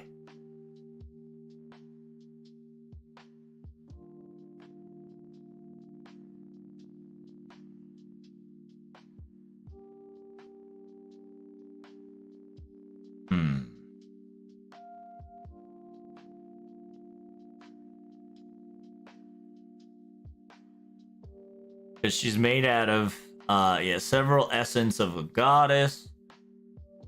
Mother goddess type of mythology includes Tiamat.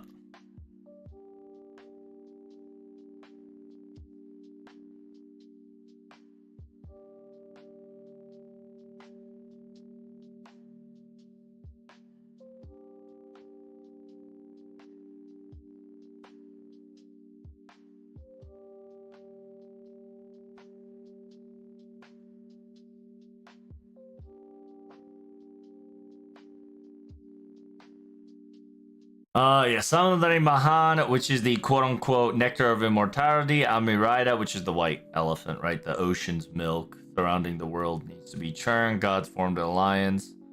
In churning, Axis created many life forms with elixirs, naming one of the giant elephants that was created in the ocean milk. King Protea has been summoned for a limited time. Noble Phantasm Reality Marvel temporarily throws off suppression.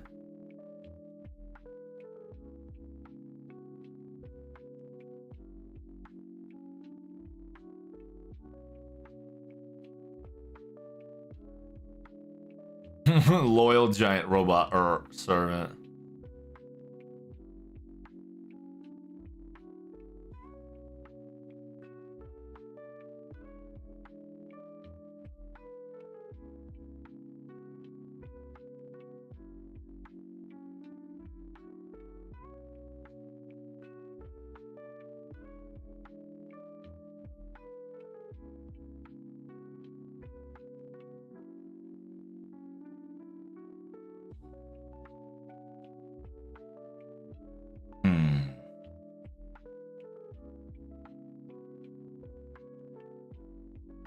Wait, she's definitely something else. Is she just the white elephant plus Tiamat? I thought she was more than that.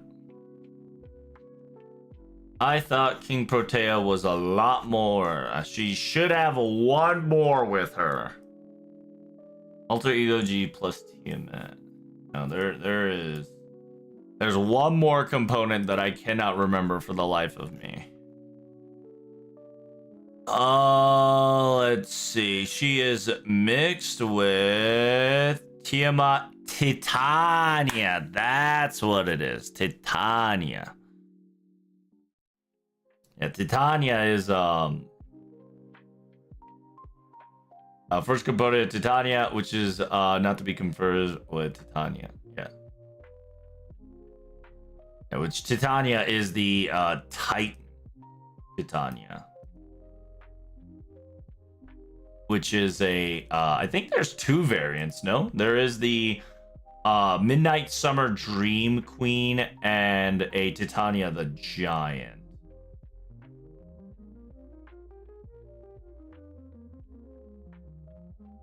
Because technically she is known for her yeah, it should be the Midnight Summer Dream Titania.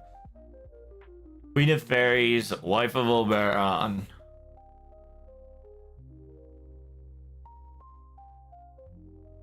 In the same prodigy of evil comes forth debate in our detention.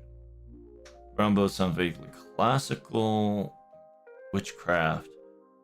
Huh.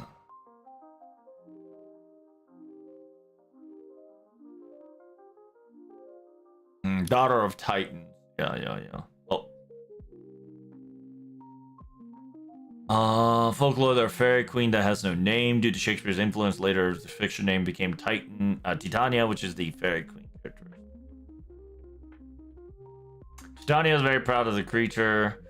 Much forced content with her husband Oberon. She and Oberon engaged in marital quarrel. Should have been keeping an Indian. Yeah, should have been keeping of an Indian channeling boys quarrel, which divide the plot, creating the mix-ups and confusions of other characters. Titania magically falls in love with a rude mechanical.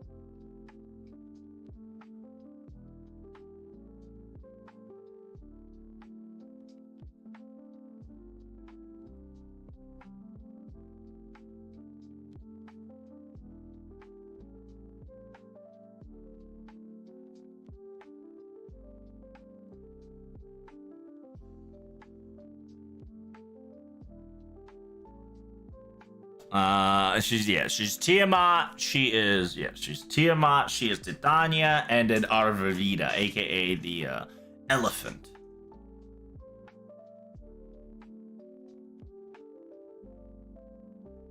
What other Earth Mother?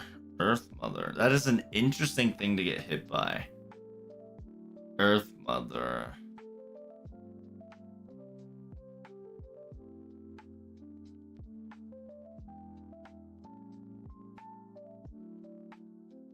Oh, that would be insane if we get Demeter. That would kind of go insane if we actually get Demeter. Wearing Merle crowns.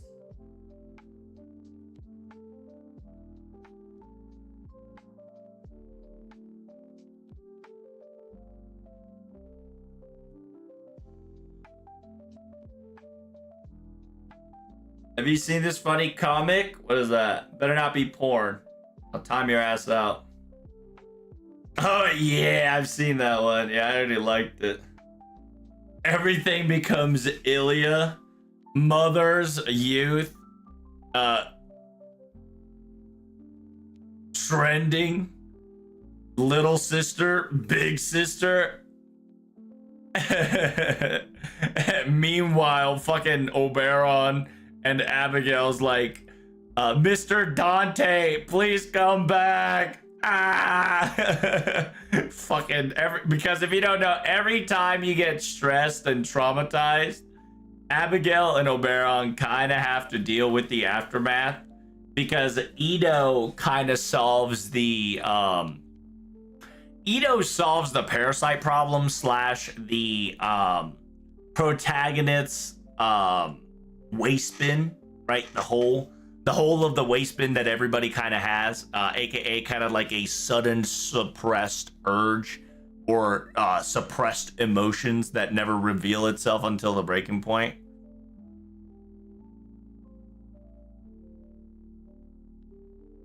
Don't remind me of the Demeter fight though.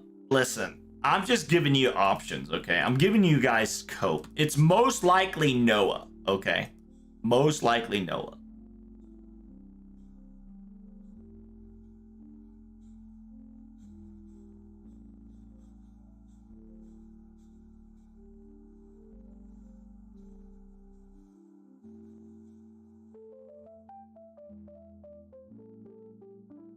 Is there a bright version?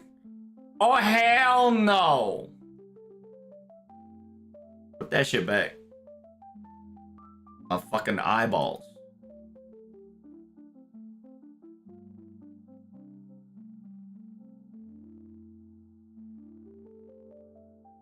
Why KP? It just has to be because she's an elephant.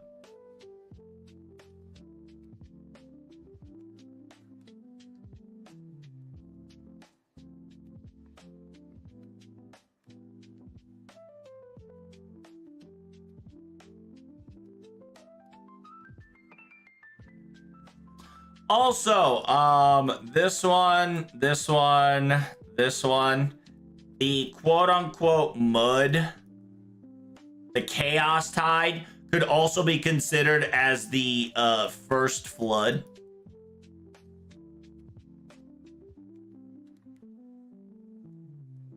Yeah, the quote-unquote Chaos Tide could also be considered as the first flood, hence the Noah capability. Why EO? That is also a good question. Why EO? Oh, that's Himiko, excuse me.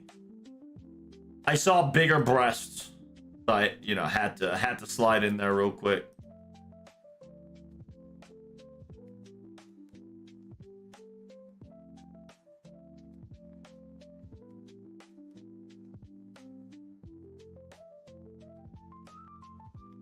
EO because her link to the beast? What do you mean by that? Link to a beast?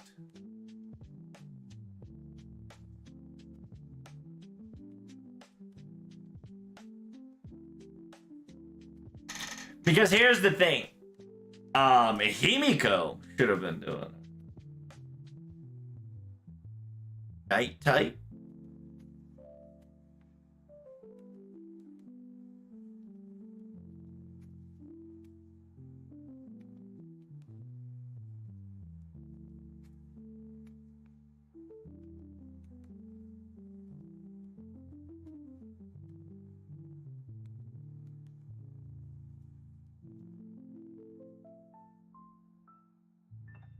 Another thing to know. Interestingly enough, a lot of the powerful characters, another characteristic is that they are Shrine Maidens. Now, I say that there's no Miyu. I understand. But I think most of them are animalistic Shrine Maidens. But this theory technically can't work because we don't have the animalistic Shrine Maiden in the Berserker Isle. And if you don't know who that is, it's your girl. It's your girl here. She's not here. Which debunks that theory. Why Darius? Why Ko? Ko, I understand. Because technically he's a mechanical horse. Mechanical. Why specifically those mechanical? But Darius has nothing to do with it.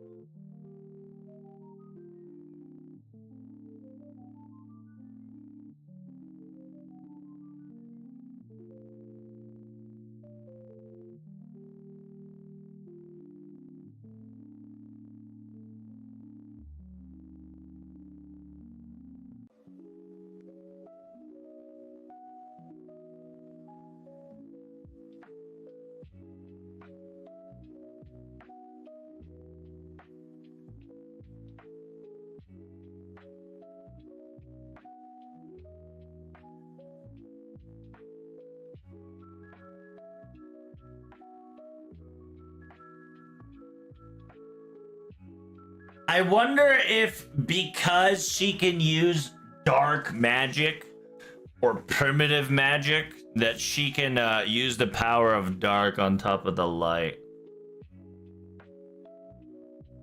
I wonder if they're gonna utilize the Oracle of Darkness as a abyssal communication. Skill that is opposite from Himiko's Oracles of Light. Unlike Himiko, who communes with the Celestial, Eos can commune with the Abyssal. Io hears the voices of something dark lurking deep within the earth, aiding her as she shirks into the future. So, yeah.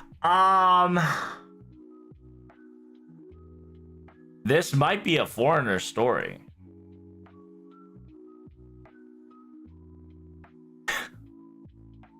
We're gonna get the live stream on the Friday, and Premium Friday movement to improve working condition has nothing to do with her. They're gonna meme the shit out of this. Because if you don't know what Premium Friday is, in Japan, Premium Friday is practically when you get day off, you go drinking. That's it. Because Friday is kind of your off day, right? That's your Friday, so you have Saturday and Sunday, if not just at least one day off. So you kind of go drinking with your bud or your coworker. They might actually.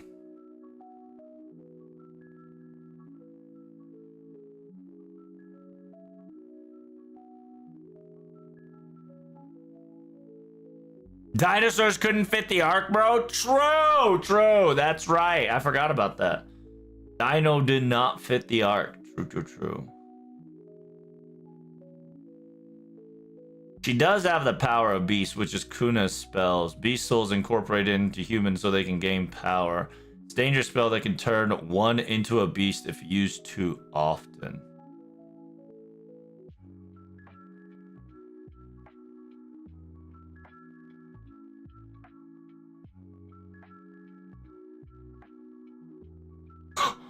Damn! Unlike Himiko, she doesn't gain weight no matter how much she eats. She's crazy. Holy shit, Dio.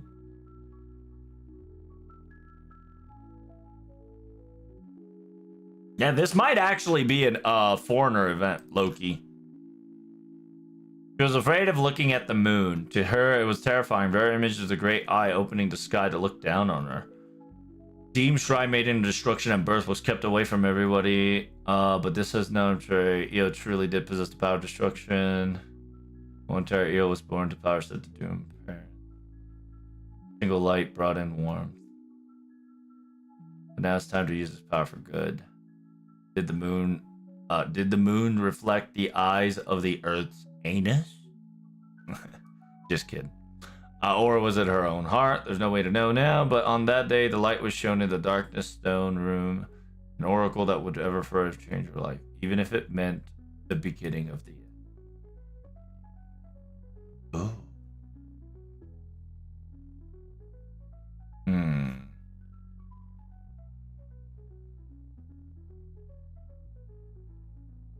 So, this might be the quick order of operation. Io predicts doom, I think. I genuinely think Io predicts doom. Nemo goes into the hole.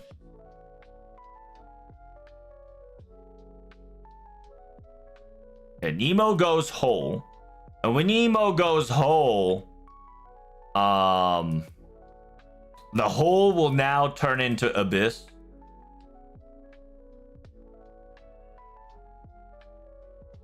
And then you'll have the foreign story, F story.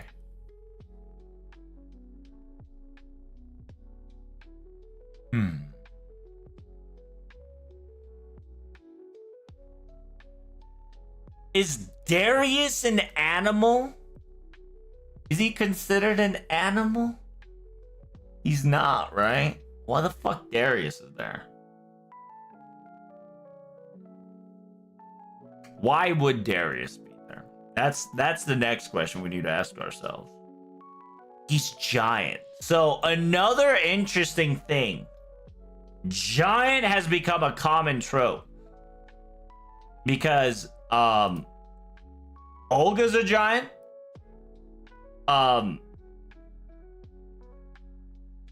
The Anti-Wish is a giant. Super Bunyan is a giant. King Protea is a giant. BB Summer is a giant. I believe we have Summer Ibuki, which is a giant. Quinzao is this fucking giant. A giant. Giant. Everybody's fucking here. Holy shit.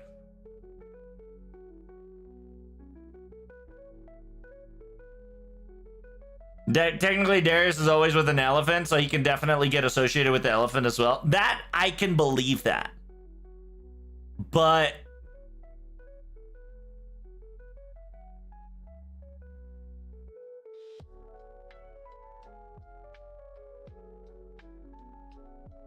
the theme giant.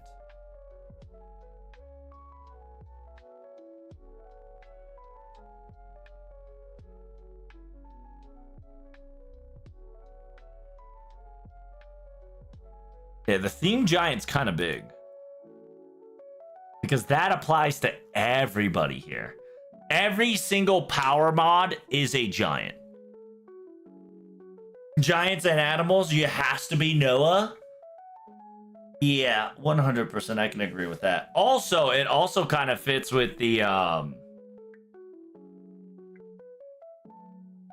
inhabitants of Dreamland.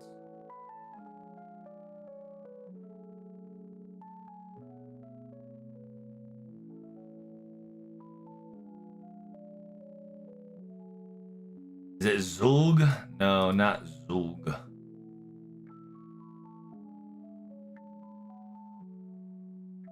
Gugs?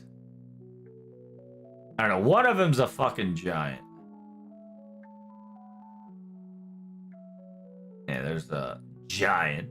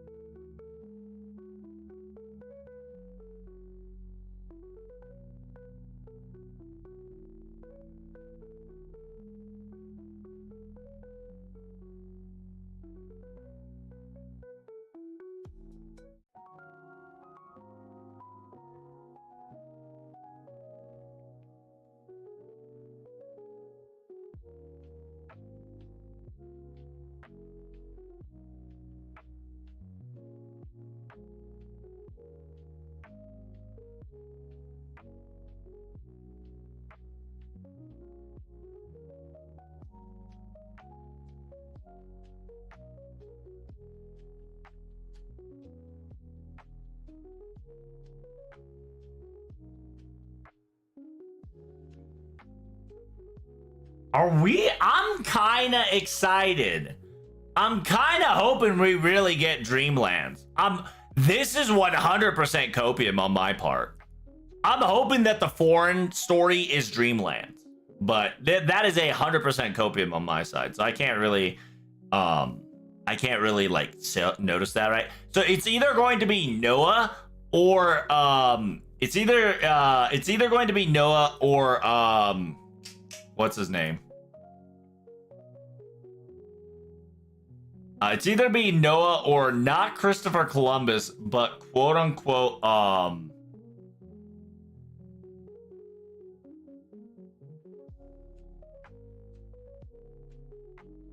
as a Charon. Yeah, Charon.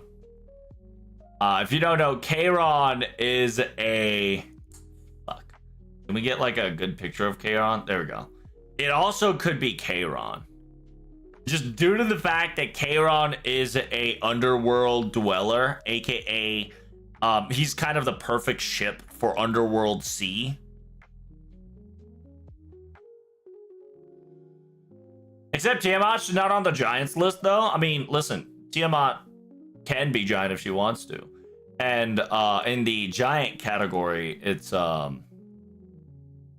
Tiamat doesn't have to be on there. Like, but every giant, by the way, every giant category power, everybody is a power mod. Everybody's a power mod, which means something.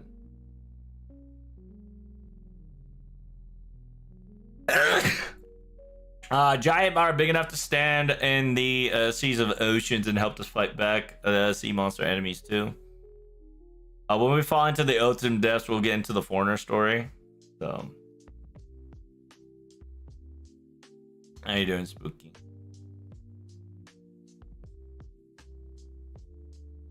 Part 1 could be a writer focus. Part 2 could be a foreigner focus. That is a good possibility of analyzation there, Sophia. That could actually be true. Maybe that's why they're so like eager to kind of do the maybe that's why they're so kind of eager to do Brand Duel so early like this. But man,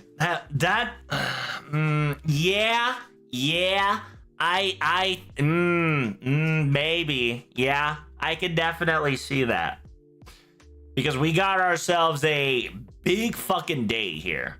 Tomorrow we're gonna have the entire event to start, and then on the 9th, right, on the 9th, which is on a Tuesday, it'll be a grand. And when does the grand finish? Does the grand finish about 7 days from now, I'm assuming? No, it's 2 weeks. No, wait, what? Daily mission. Oh, fuck, that's not what I want. Fuck. So 9/16. So I'm assuming it's gonna finish at the 16th, starting on the... So it's gonna be 1 week of Rider Grind. So...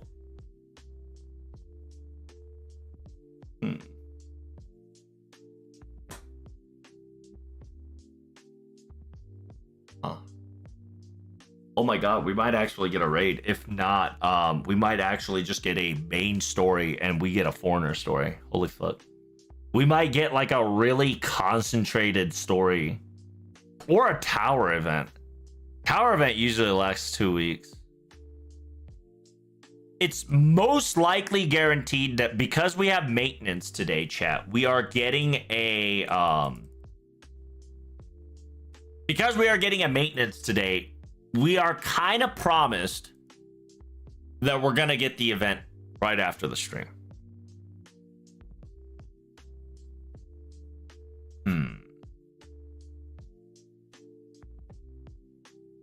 Can't believe I'll be grinding on my birthday. Now, we haven't figured that part yet, just Sophia. Not just yet. But hopefully everything's good on your end.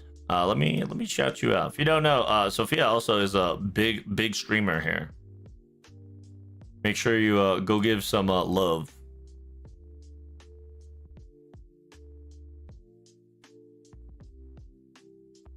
There you go. Did it work? All right, it worked. Very cool. Wait. Did it work? I'm pretty sure it did, but let me go double check here.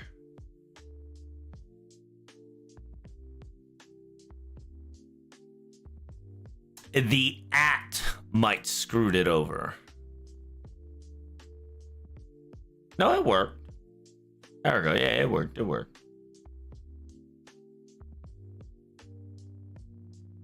I see it. Good. Good. Excellent to see. We can go to the underworld, meet Grand Rider, Charon, and Ferryman of the Underworld. It could work, right? Like, I think the play, right? I think the play is that we're gonna have a... It's most likely Noah. I'm going to tell you right now, it is most likely Noah. If it's not Noah, it's Noah Nebuchadnezzar, right? Like...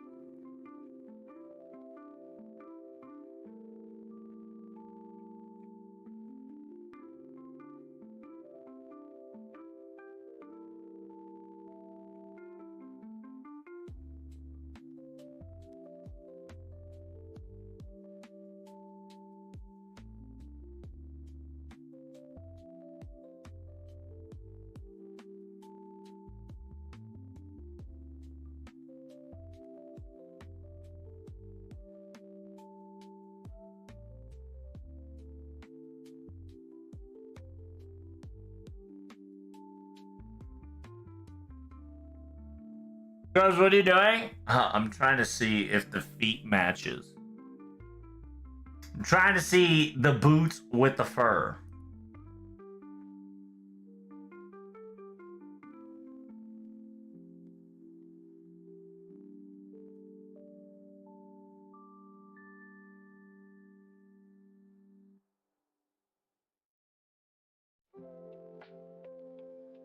What is that? Number 1? What the fuck is that?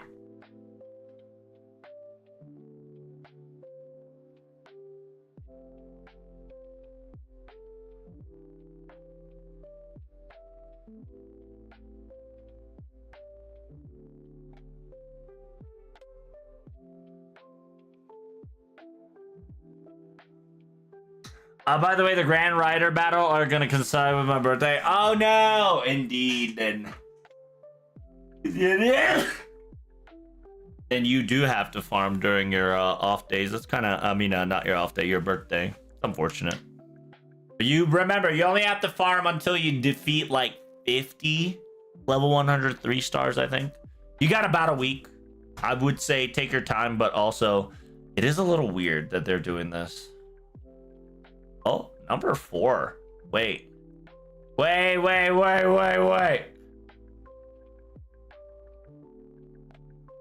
Yeah, number 4 shoe positioning is kind of a little too accurate here, chat. Chat, am I crazy? I feel like if this guy's hair calmed the fuck down...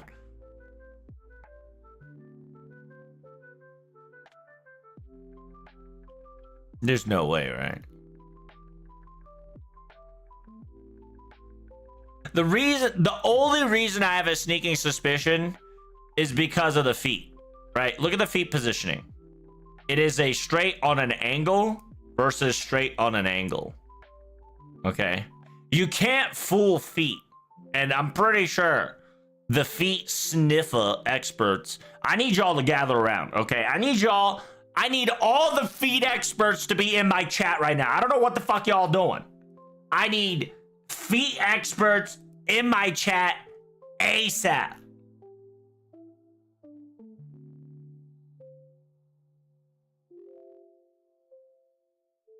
I need to have a conversation with the feet experts. Is it not number 4's feet positioning very similar to Kairon's feet positioning? That's a Chinese servant, though. While I do agree with you,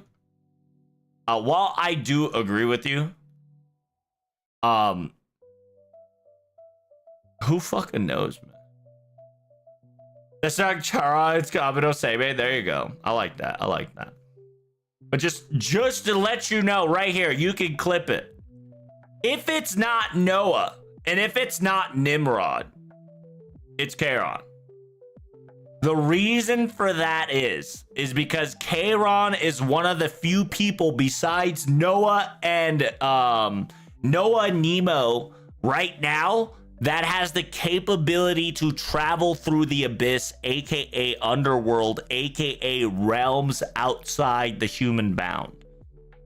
Right? So, if you want to cope for Ryder Abinoseme, 100% understandable.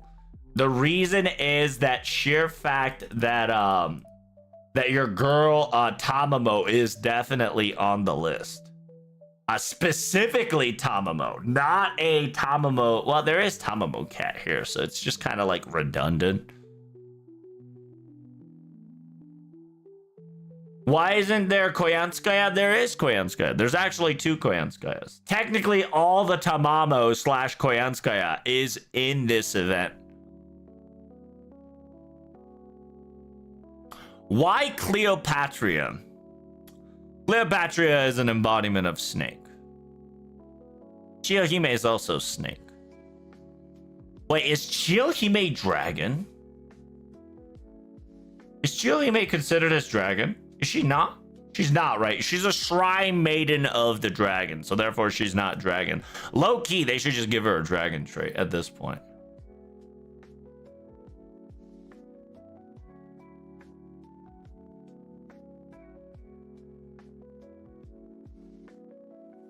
Arya's for the lulz. Arya is just for the lulz. It could happen. It could definitely happen. I'm not going to take away that possibility that it definitely could be Arya. I don't think Arya is going to be in the void. Actually, I take that back. She definitely could be in the void. That bitch could be lost and just kind of got stuck in there for no fucking reason.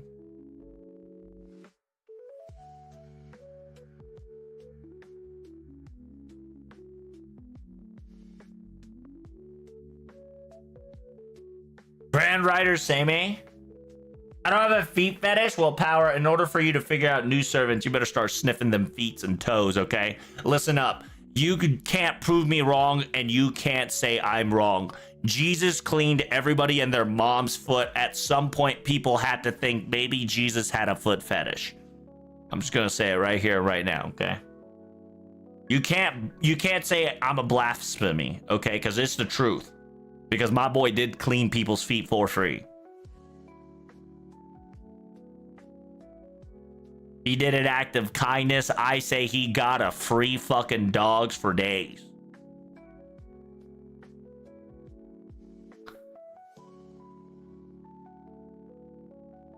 Let's see. That's a wild take. Listen, I know it hurts to hear the truth. Okay.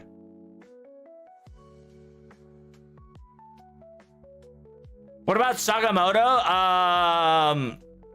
Ryoma? Oh, Ryoma? Oryo-san. Oryo-san's technically a drag. French Crane's already in another event, though. Yeah, because she's technically Crane, right? She is a Crane, therefore she's gonna be in this event. Like, most of the animals, for some odd reason, it's not all the animals. It's definitely most of the animals are in this event. Which is the interesting part. Most of the animals are in this event. Not all the animals are in this.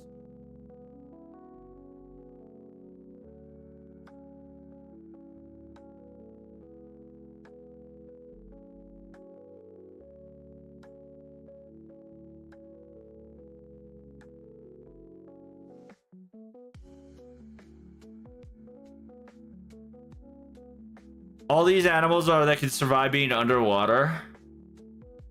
My girl can't survive underwater, Stoma. My daughter cannot survive underground. However, she technically has a territory that is beyond the realm of norms. So, interestingly enough, I am kind of excited to see if my daughter is going to either play at Dreamland or if she's going to be with us.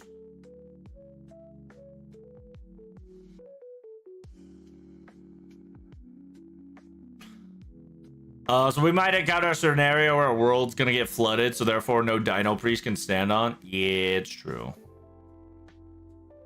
Is it gonna be Tunguska all over? It could be. It could be another Tunguska event. Currently our prediction is raid.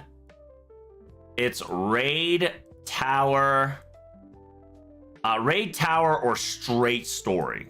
Like, no, there's no gimmick. Like, it could just be raid, tower, or story. Where they said, fuck it, we're not gonna put any event on this story because the October, aka Halloween, is gonna be lit. I expect a raid. I think you can expect a raid, but I also don't think you should.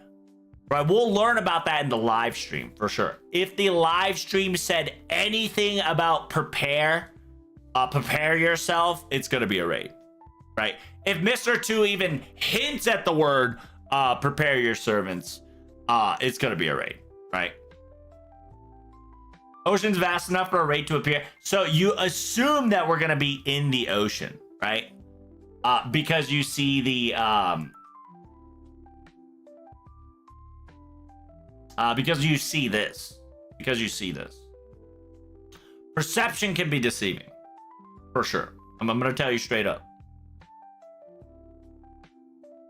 Perception can be deceiving. While you might be correct to an extent, the reason why it can't flood is because of the hole. By the way, the hole will not allow the world to be flooded. That's just it, right? Like, currently we have a gigantic ass hole, and because we have a gigantic ass hole, we can't get flooded. Based on all the servants that gets a bonus, we're gonna get a raid. I can't say no to that. Yeah, because we do have Draco, we do have Taekwondo, and we do have Tunguska characters kind of all mixed in there.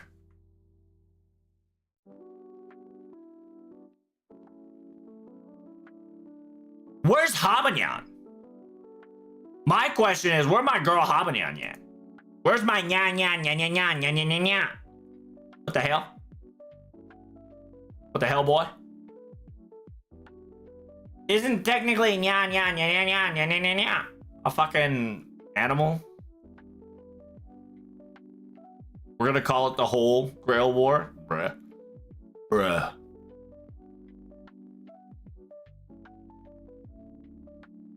Abadan's getting that ban treatment. Yeah, Habacat. Technically, she's a fae.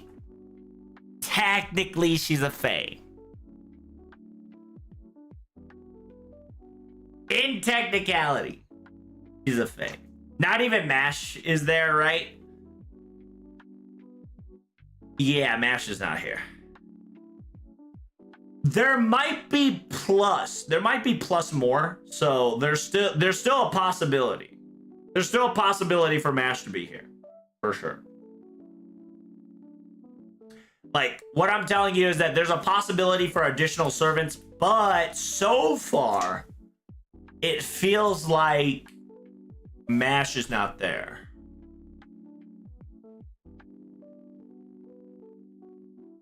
Habanyan's technically tied to Mash, so if Mash is not there, Habanyan can't be there. You're not wrong.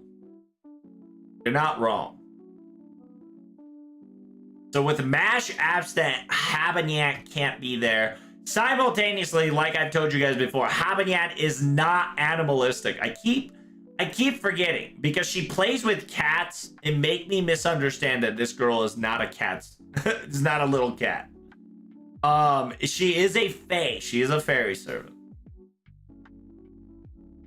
Yes, she is a fairy servant, guardian of the bride. That's crazy. Oh, man. Removes their alignment debuffs. I wonder, hey, chat, next time you have Miyu, do me a favor. Bring Habanyan and try to remove the alignment of Ilya. See if it works. It'd be hilarious.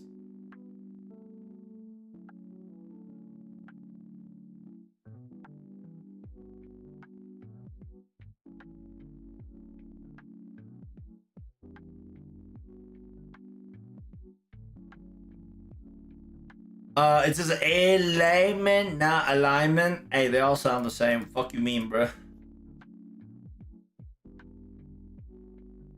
Ailment. Fuck. English is retarded.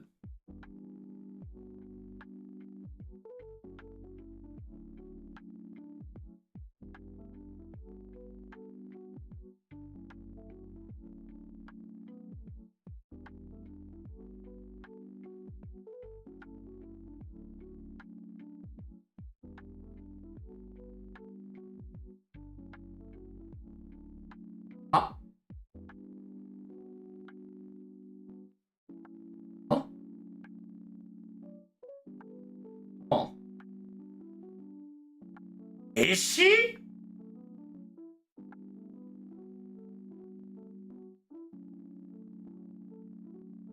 No, because if the mama trait comes into effect, Raiko comes into questioning.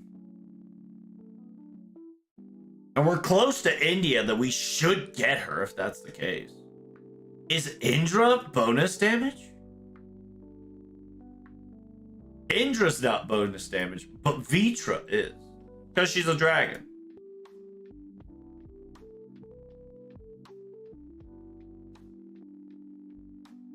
Animalistic?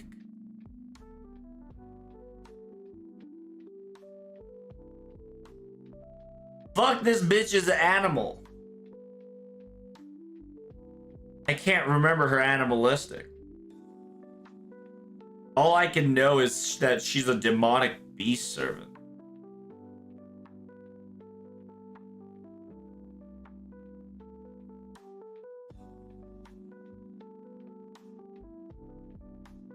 Hatred.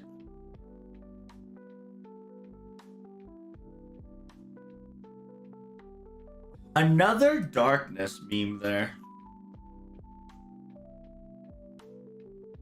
Death, death, and death.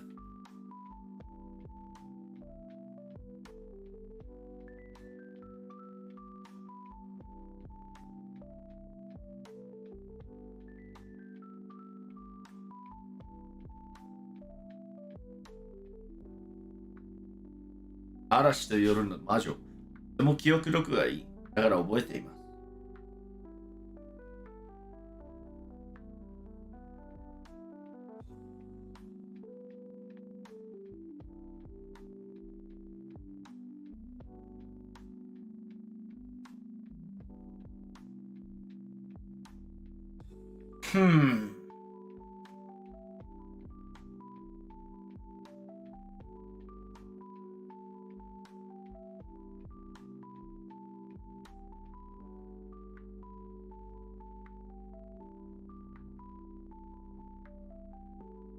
Middle East, that's why.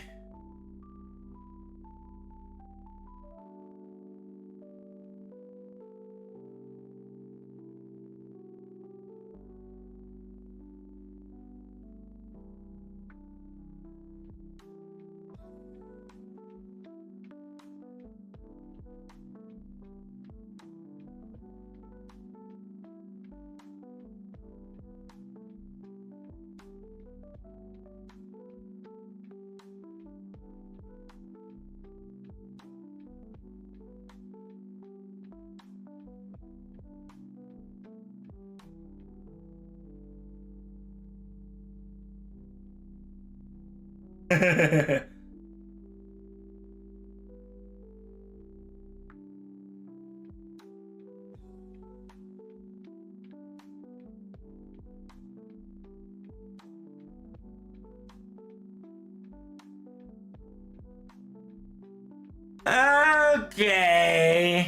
Okay.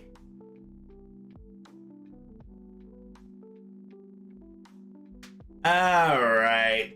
We're definitely going to be using these.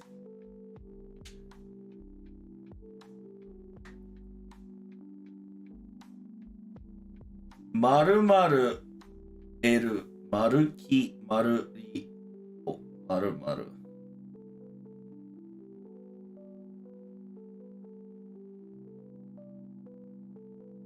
By the way, Lilith is a Hebrew is a night owl. Yeah. She's technically a witch slash owl slash darkness. Simultaneously, she has chaos tide involvement, which is all I need. Because to understand, like, the mud slash chaos tide has a high connection towards the first flood, right? And the person that connects to the quote unquote mud slash first flood kind of has to do with Noah.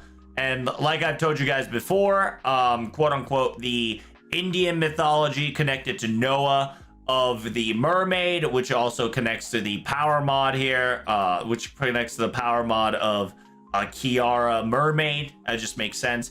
The Nyarlathotep, right? The giant, the foreigner. There's not a lot of foreigners, but the fact that there is a BB Summer is very interesting because BB Summer technically is not, from what I remember, a animal. But she is a Nyarlathotep, and Nyarlathotep is a messenger. So she's like the messenger to either Dreamland, right? So I wonder how that's going to play a role.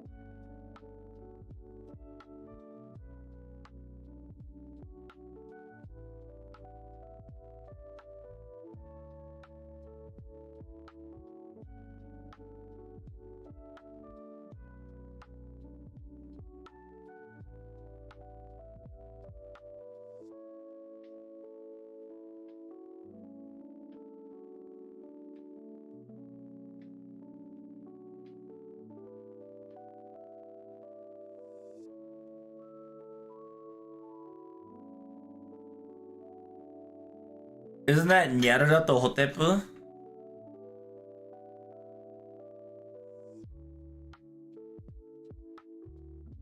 Yeah. Yeah, it's BB, Goddess of Pele, and then Nyarlathotep.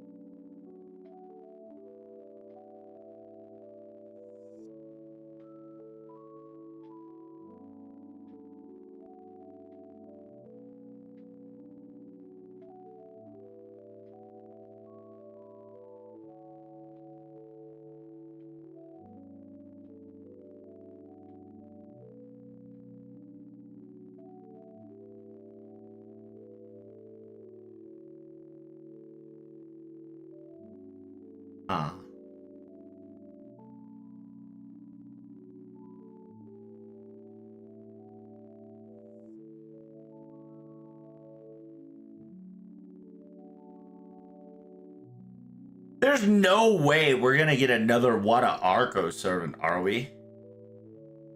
Like, the right side, right? The right side definitely feels like Wada Arco servant.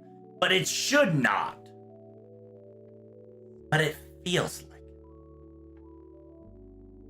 We're getting somebody, chat, and I'm kind of excited. I gotta fucking cooking myself, chat. I gotta translate. Tamamo Arya is coming to FGO. I believe it. Dude, I'll believe in your copium. It could happen.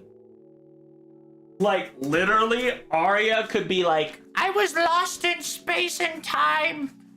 I was taking a walk, and then I got stuck in the vortex.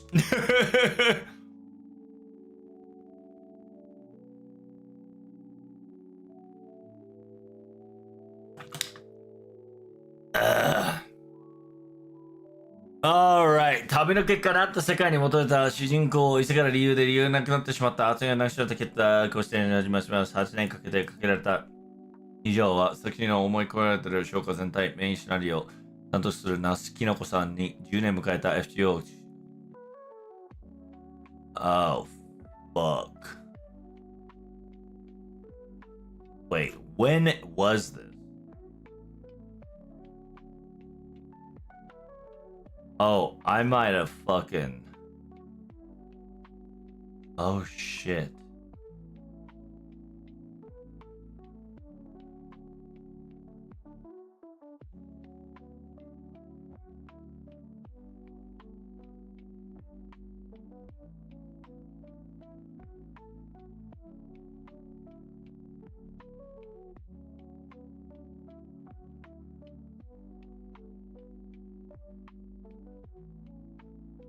Okay, this is season 1.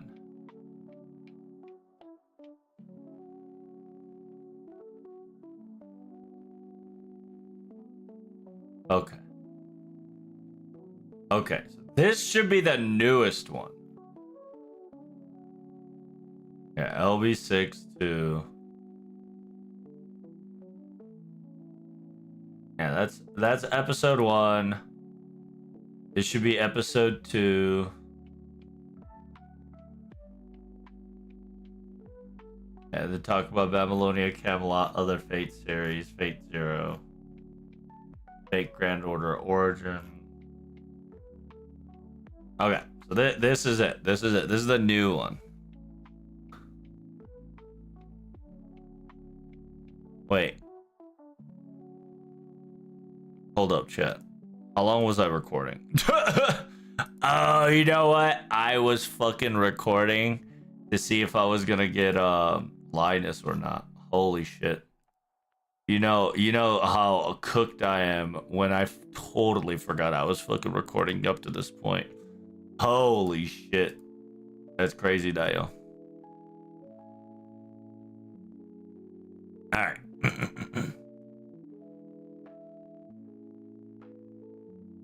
We'll do we'll do 1 segment, 2 segment, 3 segment, 4 segment. Okay, we'll do separated in 4.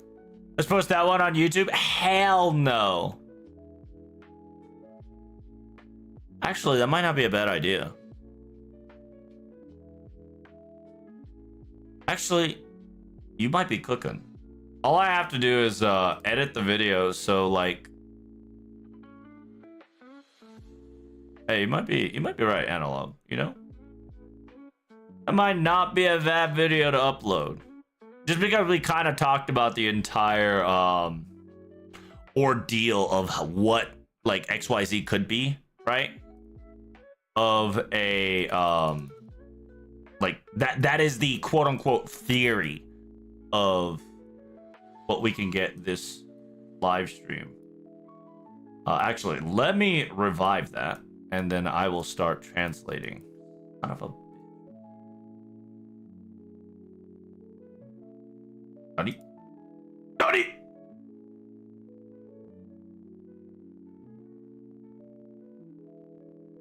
What the hell?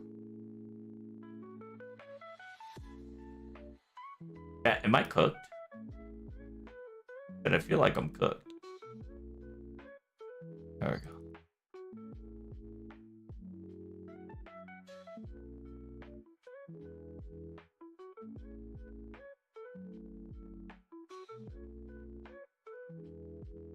I did something somewhere.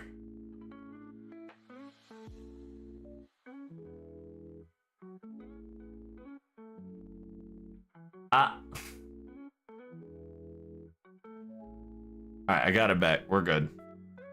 Oh, we've been sent to the abyss? Nah, we're good. We're good. I found it. We're back. We're back. How you doing, Iron? I got Bond 11 O'Bara. Hey, congrats! Hey, good shit, dude. Good shit. Congratulations. Congratulations. All right. I'm going to be recording now. Get ready. All right, ladies and gentlemen, welcome. We have more additional preview interview from Nasu Kinoko's little bit of additional story. Some things that we've already kind of talked about, but I kind of wanted to make sure that we didn't hear about it. You get a translation right here, right now. If you got any questions, make sure you hit the like, comments, and subscribe, and ask away. Whenever I got the time, I will answer it. If not, come over to the live stream. We're going to be live streaming the quote-unquote FGO Noah, most likely Noah event, right? We're going to have the Grand Rider announcement, simultaneously the new event that is to come, whether it is just an entire story, tower event, or a submerging event. Who knows, right? But stay tuned. Now, back at it again. We're going to be translating this. I hope you're ready. It says within the 8-year cycle written up till 2025, December 20th, a final chapter planned out for FGO Season 2 to be ended. What kind of stories and feelings were to be implemented in each of the chapters and whatnot. The overall director, the main scenario supervisor, and the person who's in charge of a lot of things, Nasu Kinoko, is going to be talking about the 10th anniversary FGO action. So the first segment that we're going to be recording today is the quote-unquote the future that continues after yourselves, right? Nasu specifically writes, during season 1, FGO を生きるした時はこれまでの人類歴史を知ってもらいたいということがあって、今の人類はこういうことの先にいるんだということを知ってもらいたい、そういう気持ちが一番大きくありましたと話すナスさん。ではナイブはどうだったのでしょうか。It says in season 1, the whole primitive of the story was to show you the history of what humanity and human history went through, that what they had to accomplish in order to get this far of the humanity of now. That was the very emotional implementation that they wanted to showcase in the first season. So what about the second season, perhaps? And then Nasu specifically said, ダイブに取り掛かったのは世界情勢がどんどん悪くなっていた時でしたね。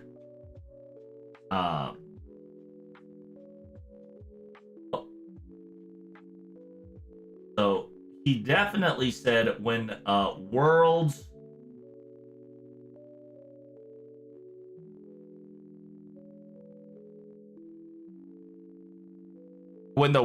quote unquote Qiang is more of like world safety, more of towards when whatchamacallit, situation. I think the world situation, I think, is the best term. So it says, yeah, when season 2 started, the world situation was really getting worse. Simultaneously, the atmosphere or the work situation was not great as well. The atmosphere of social work was not as great as well. So we wanted to come up with a message that a video game can provide within the game for the second season.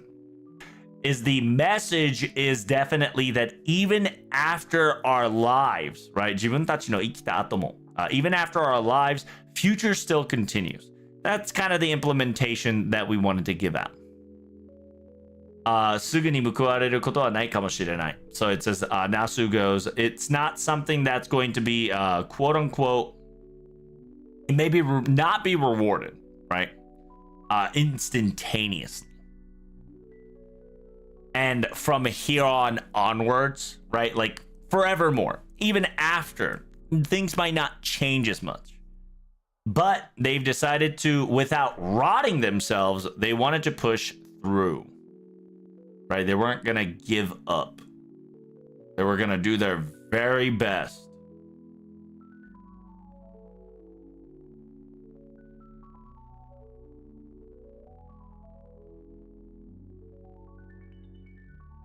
And then, そう言ってもエンターテインメントして最後には苦しんだ分だけハッピーエンドのきちんと用意したい。第一部を遊び終えた後、さらに別の喜びを身につけてほしいという思いもありました。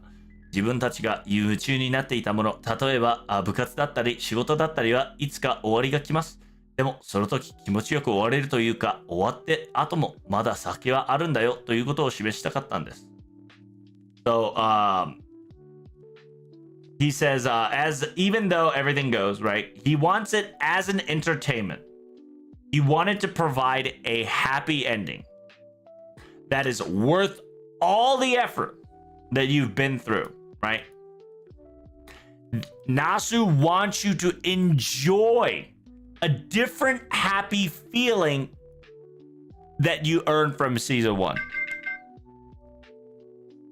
So essentially, he wants season 2 endings to have a different feeling than season 1's ending, right? That is their thought process. That is their current objective that they're doing. So, like, for instance, describing it as anything that you got super passionate for. For instance, club activities or work or an assignment that you kind of tried your very best to. In the end, everything has an ending. But during that time, to end it on a good note, and even after you end it on a good note, we want to convey that there's still more to come. That is the FGO that they want to bring out, right? It says, as an entertainer, so it's essentially he wants a happy ending. He wants to have a different ending feeling than season 2, so I hope you're prepared for that. He wants the ending to feel like you've accomplished something. Happily accomplished something, like you try-harded in a club activity and you just gave it your all and everything went all right. Or a project that you succeeded on, right? So it is very interesting. It says, 今でも何もいいことはなかった. And then I like that fact that the Da Vinci, this is a season 2 prologue Da Vinci, where it talks about Gordolph yelling at the intercom, says, up to this point, nothing good ever happened to me. This is the part where he was kind of about to die-ish. I was just kind of screaming over the intercom because he also kind of got betrayed there. So it's very nice, right? TLDR, Nasu wants to end season 2. He wants season 2 to be happily, as an entertainer. He wants to make sure that the ending is satisfactory to everything. At the same time, he wants to prepare a happy ending, and he wants to make sure you feel something different from the, the emotional feeling that you got from season 1. So that ends part 1, okay? Simultaneously, we're going to have about 4 parts, so make sure you guys like, comment, and subscribe, and I'll see you in the next video. Peace. It's going to be a short burst for sure, chat. It's going to be short bursts. Whew. Because I think the Britain one's going to be the longest. Yeah.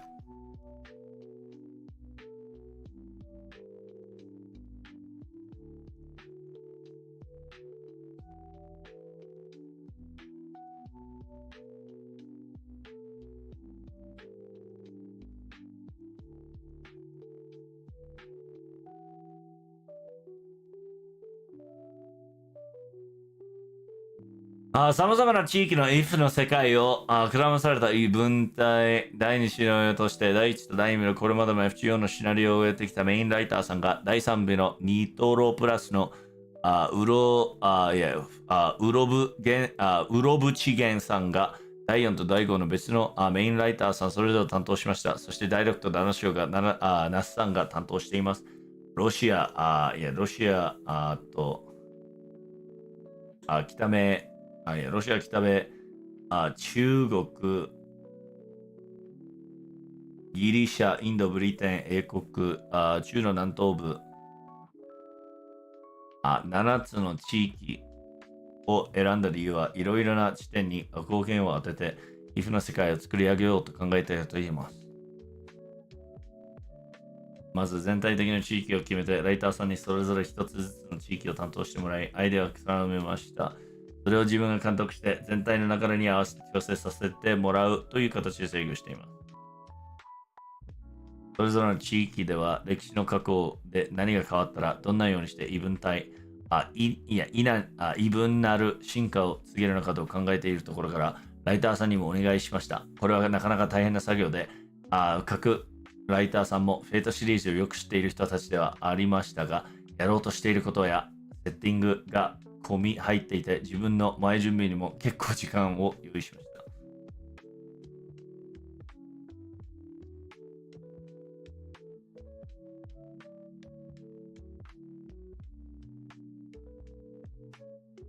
So this is very similar.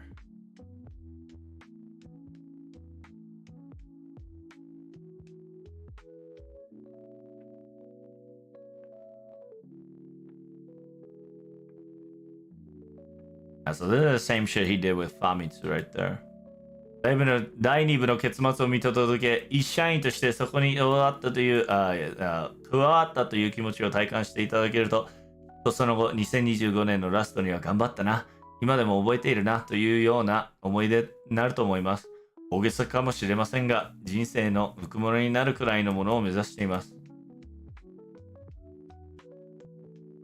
第2部の終章では何が主人公を待ち受けているでしょうか。10年に迎えた FGO の物語の終結へ向けてラストスパートに入っています。メインシナリオをまだ終わってないプレイヤーはそれぞれを用意して、せめてプレイヤーの準備をしてください。I might actually be able to go balls deep with these two. Yeah, I think it might be a 3 section instead of a 4 section. Okay, yeah. Welcome. This is part 2 of the App Store interview or play view. Just understand that these interviews probably already been translated in Famitsu articles here and there. If there is additional information, this is kind of the reason why I'm fully translating it. Make sure you guys like, comment, and subscribe. And here we go. The Lost Belts that's been spread out, locations of what if worlds, right? So when it comes to season 2 scenario, quote unquote, chapter 1 and chapter 2 was done by the scenario writers, main writers of FGO are starting to continue forward. Season 3 had a special Ufubuchi gang, right? Urobuchi, right? Urobuchi.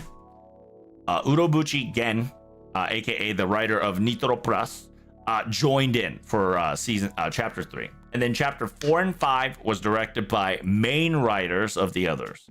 And then last but not least, chapter 6 and chapter 7 was done by Nasu Kinoko.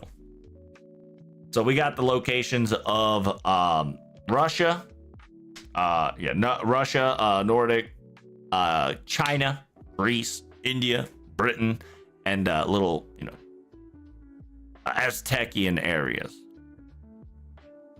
Each individual locations, 7 different locations. The reason they picked that, the reason why they picked those specific 7 areas is because they wanted to create they wanted to put a different land point and create a world of a what if. It says, first and foremost, we come up with an overall idea, and each individual writers will be in charge of each sector. And once the idea got conglomerated, then we would start working on it. As I did overwatched,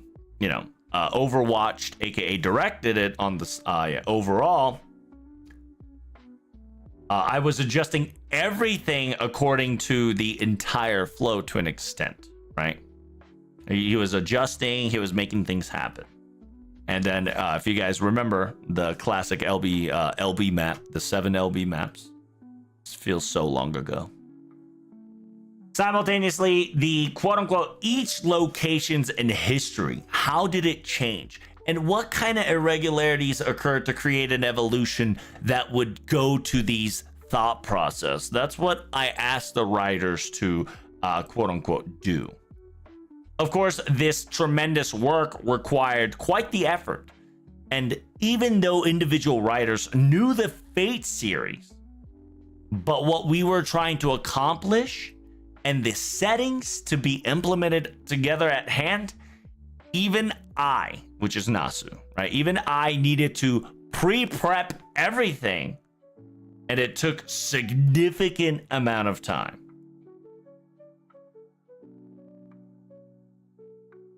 And it says, paying attention to Britain and the South America. もともと第6以降の3以外が3以外の So it says, by the way, LB6 was supposed to be done by not Nasu, but somebody else entirely. But a lot of coincidence has stacked onto each other, and good fundamental amount of characters have conglomerated in LB6 to the point that Nasu took over to draw and talk about Britain. 過去の作品でいろんなアーサー王の話を書いてきました。It says in the past, in a lot of the past things that I've created, different types of Arthur, right? King Arthur, aka Artoria Pendragon's story that I have written. What I would like to write here in FGO, I wanted to create something a little bit different than King Arthur. これまでのアーサー王とは違う英雄分伝行為の否定的なアルトリアを出して、それがどういう結末を迎えるかとしたら、やっぱり自分しかいないなと思ったのです。Because he wanted to draw something different than King Arthur, the original story of King Arthur. He wanted to create an Artoria that kind of defies her quote unquote fate, right? He wanted to create a unique characteristic that is different from other Arthurs, right? Negative about her acts of being heroic, and depict how the story ends and doesn't like it. And he knew for a fact that he was the only one who could do this, right? And just kind of did it. And the Lost Belt Artoria Pendragon comes out as a key figure into the story as the child of prophecy.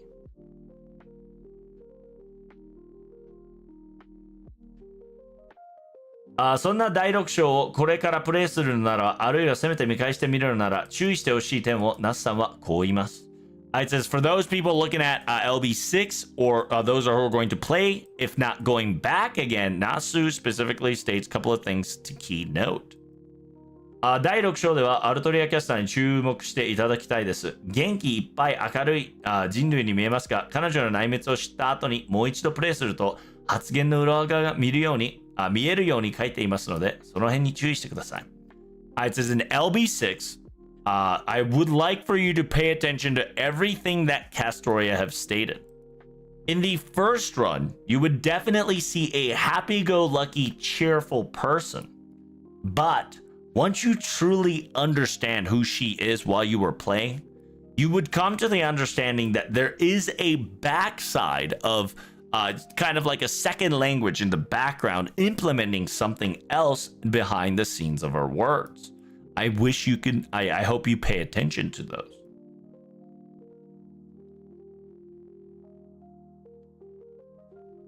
せめて第2部6章を見返してみると、アルトリアキャスターの発言の裏側が見えるかもしれません。It says, if you were to go back in LB6 now and read Artoria Caster's dialogues, you might be able to find a new findings now that you know her character. Nasu specifically says he was thinking that LB6 he wanted to do at first a Wizard of Oz, the Wizard of Oz trope. A main character was going to be a Dorothy like meets the Cowardly Lion and the quote unquote oh shit, it's Cowardly Lion. It's the Woodsman. Oh fuck, I can't remember. Is it like tin? It's either Tin Iron with no heart, right? I think it's the Tin Iron with no heart, or Woodman with no heart, or the quote unquote Scarecrow that wants to be intelligent. Those three are going to be traveling with protagonists. そういうオズの魔法使いの FGO 版として読んでいただくと少し読み方が変わるかもしれません。It says if you were to think about that and read FGO, think about it as Wizard of Oz FGO version, and then things will be reading a little bit different, right? Because technically you got your Burgess, you got your Melisande, you got your Banshee. So I kind of get it.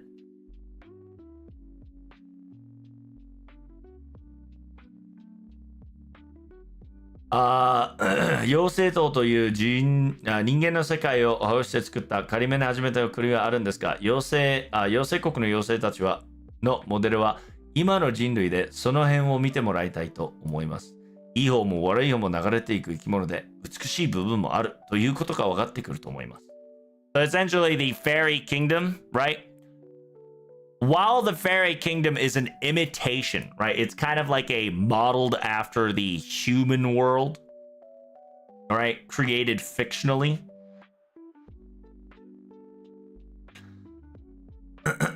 But you can definitely see that, like, while everything's going on, right? The models were modern humans, right? The humanity of now. It's very close to it. You definitely see both good fairies and bad fairies. These living creatures kind of go on the flow of both sides. What he's trying to say is that there's beautiful parts to it, right? Like if you've watched or read the Fairyland, you could definitely see the beautiful part of the Fairyland, and you could kind of see the ugly side of the Fairyland. So for an example, even if were your country that you live, you have unsatisfactory. If you were to walk, if you were to just go on a walk and see a park or a playground, and if you see parents enjoying themselves with their children, you could definitely look at them and think that that's a beautiful scene to an extent as well. It says, 今の国がどうなっているかとは別に、そこに住んでいる人たちがその名誉を無視することはできません。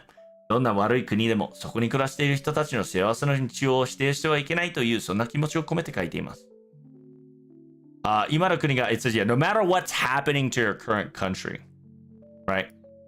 The people who are currently living in it, you can't just ignore their daily lives and their activities. No matter how bad the country may become or may be, you cannot deny the normal daily happiness of human lives that are surviving day by day. That is the feeling that he wanted to put in while writing LB6, right? So in technicality, LB6, he's saying that Fairy Kingdom was essentially a fictional model case of a what if, imitations of a human world.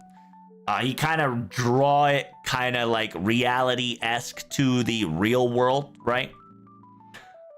So you could get to see the both beautiful side and the ugly side of humanity, right? But Nasu is also stating that even if you have unsatisfactory of your country or where you live, there's some small happiness. There's some small gesture of hope in the small lives instead of looking at overall big picture, right? And he didn't want to deny that small daily happiness of human lives that they have just because it's a bad country, right? And that's kind of the feeling. It's essentially saying that, like, You know how fairy land kind of was a happy-go-lucky place, but little by little you get to learn how chaotic and rude and messed up it was. But you definitely still saw fairies, right? Including my boy Mike, right? Mike the goat. They're still good in some of them, right? Some of them couldn't handle themselves, but some of them tried to stay as, you know, neutral or kind as possible. But there are ugly sides to this whole thing. Then he's talking about LB7. そして第7部では FGO のこれまでの話を切羽するものとして今の人類と異文体の人類との違いを書きました。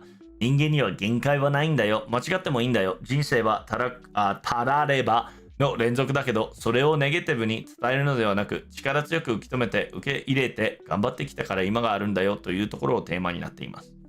So it says, LB7 was definitely, he wanted to create a contrast story, right? He wanted to create a difference between the humanity of today and humanity in the Lost Belt, right? Specifically stating that there are no limitations to human beings, right? He wanted to create a theme that says it's okay to make mistakes. Life is full of a tarakureba is like a what ifs, right? What ifs or should've, could've, would've kind of deal, right? And so yeah, life's all about that. You shouldn't hold it into negativity, right? In a negative aspect, but just accept it of what you've been given with strong determination and continue forward and do your best. That is where we can get to today, right? Like he's kind of saying that like life's full of what ifs and, you know, what could have, should have, but don't hold it as a negative aspect, right? Just whatever happens, stay strong, determine yourself to be moving forward, and that's why we have today with all these things. That is the theme that Nasu kind of wanted to go for LB7. それからゲームとして面白いことを全部やろうという思いも話しました。It says as a video game, he wanted to throw everything at it to kind of do everything he wanted. ものすごい強い敵を前に総量的に挑み、プレイする人にも達成感を持ってほしいと思いました。It says against a really powerful opponent, a quote-unquote long-winded war of attribution. Attrition, excuse me. War of attrition. I wanted the players to feel the success and want to feel the accomplishment of able to pull it off themselves. AKA, if you don't know, in LB7, we had to fight ORT. ORT was a bitch. But hey, it was very satisfactory when we beat the crap out of him. It definitely was a FGO check, servant check as well, to make sure that you're not using like only 3 servants. It is pretty funny. It is a fundamental gatekeep / strat check, so you're not facing with the same 2 servants. 7章についてはナスさんは純粋に魔漢環境の探索を楽しんでほしいですねと笑いますね。自分の中には重いテーマもあったのですが、それはさておき、ジュール・ヴルヌの SF の小説な冒険を楽しんでください。ナウイ・メキトランという空想星の中で下へと下へと向かっていきます。途中でいろいろな面白い展開があって、ドタバタしながら物語のクライマックスを突き進もうって感じです。So essentially, LB7, right? Nasu specifically commented.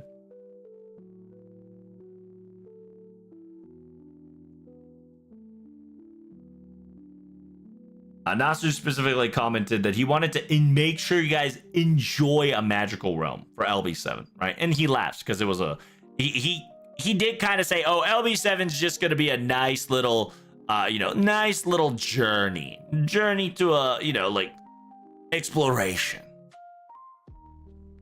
He also said he has a couple of heavy themes in mind, but he decided not to do it and wanted everybody to kind of enjoy the adventure. Like Jules Verne's science fiction novel, right? Naui Mictoran is essentially a hollow world that gets deeper and deeper as you go forward. In the middle of all these things, you're going to be hectically evolving into an interesting development left and right. And getting into the story's climax was the pacing of sort. Also enjoy laggy maps. True. Map was a bit laggy, but it still was pretty lit. And if you don't know, that's the right here. That's kind of the map setup of LB7. Other than that, that concludes this segment. Make sure you guys like, comment, and subscribe. Any comments, make sure you write it. I would love to answer it whenever I get a chance. Thank you so much for the subs and supporting my stream. I'll see you in the next one. Peace. All right, we got one more, chat. One more. Holy moly.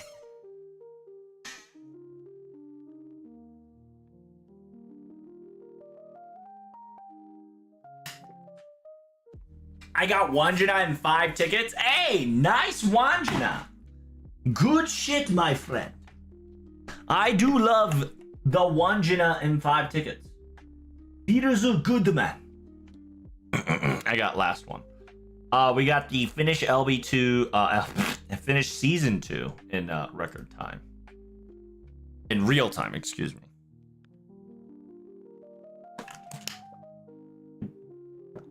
Go.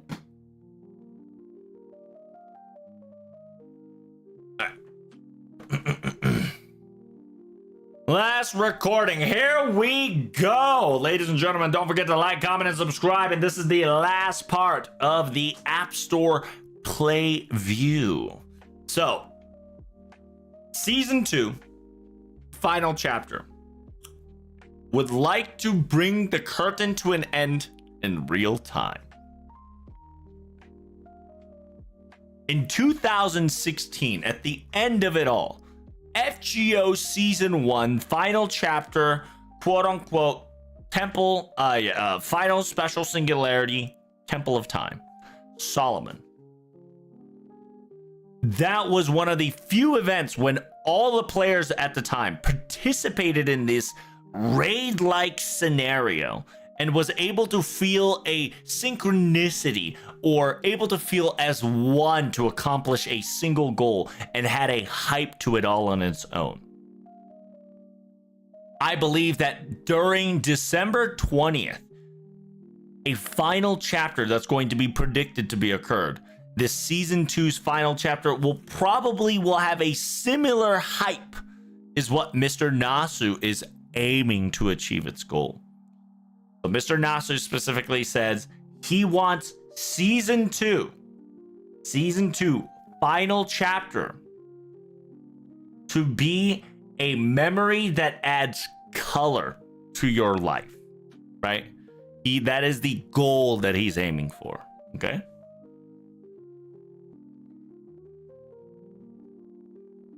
$2025年の今、改めてプレイヤー同士の一体感を味わっていただきたいと考えています。So it says in 2005, now, I would like all the players to be synchronized once more and accomplish that amazing feeling once again. To be perfectly honest, Season 2's long scenario, it was the quote-unquote, he essentially guided, right? The long scenario of Season 2 was all the guide to this ending. 楽しんだら楽しんでいただけで最終章の喜びは大きいと思います。It says if you guys enjoy it for the enjoyment, I think final chapter is going to be a big, fun time. It is going to be an experience that you'll never feel before, or that's what they're aiming for. Right? 唯一のない. Meaning that it is a quote unquote the memory that you'll remember.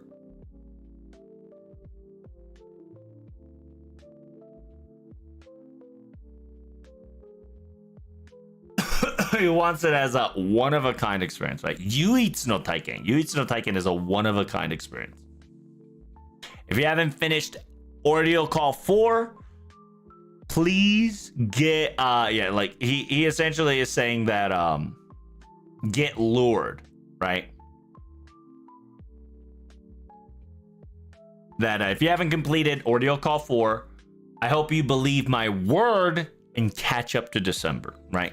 He wants you to catch up by December. He's saying that, hey, FGO is fun. Trust me, bro. Get to all the way to Ordeal Call 4, and let's did this final chapter together. And he wants to witness season 2, right? He wants the season 2 conclusion is done. He wants everybody to experience and feel being part of it, right? Because he believes that it would become a memory that you'll remember, right? Thinking that you worked so hard that moment to end the year 2025.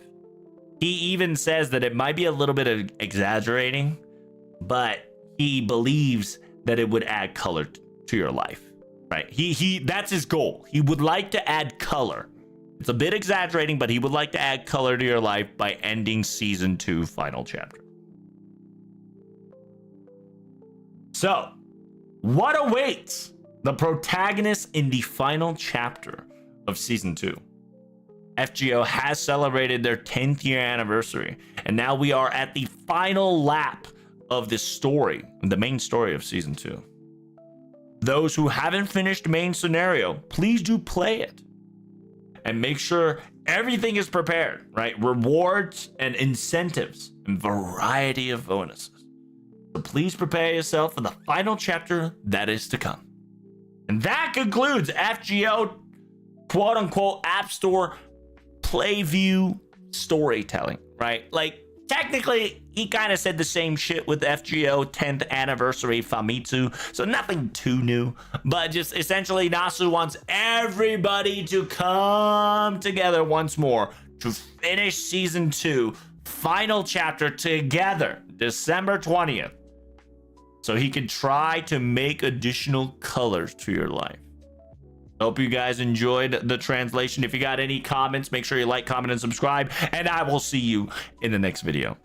As a reminder, FGO live stream within 12 hours in this recording time. I'll see you guys there. If you guys have not, make sure you follow me on Twitch, Twitter, Kick, YouTube, etc. Peace. All right, I'm done. Yippee! All right, chat. As I have stated before, FGO live stream is coming in hot this today. It's happening now. It's happening right fucking now, okay? So make sure you guys prepare yourself. Low key, I am out of here. I am tired. I am a bit sick. I am going to bed very soon. Make sure to follow me on Twitter, YouTube, Discord, Action. As always, thank you guys so much for supporting my stream, and I will see you in 12 hours with the live translation action. Most of the YouTube VODs will be up right after I finish the stream. Remember, make sure you spam the emotes. Make sure you support my stream. Make sure you support my friends, support FGO streamers. And as always, don't forget to fucking come to my stream besides anybody else's, okay? I'll hunt you down. I'll hurt you. But anyway, have a good night. Peace. Take care, Power. Goodbye, everybody. Goodbye, Sophia. Goodbye, Dan. Goodbye, Iron. Goodbye, Analog. Goodbye, Spooky. Goodbye, Chibi. Goodbye, everybody. Alright, I gotta get a NyQuil. It's time for me to pass the fuck out. Peace.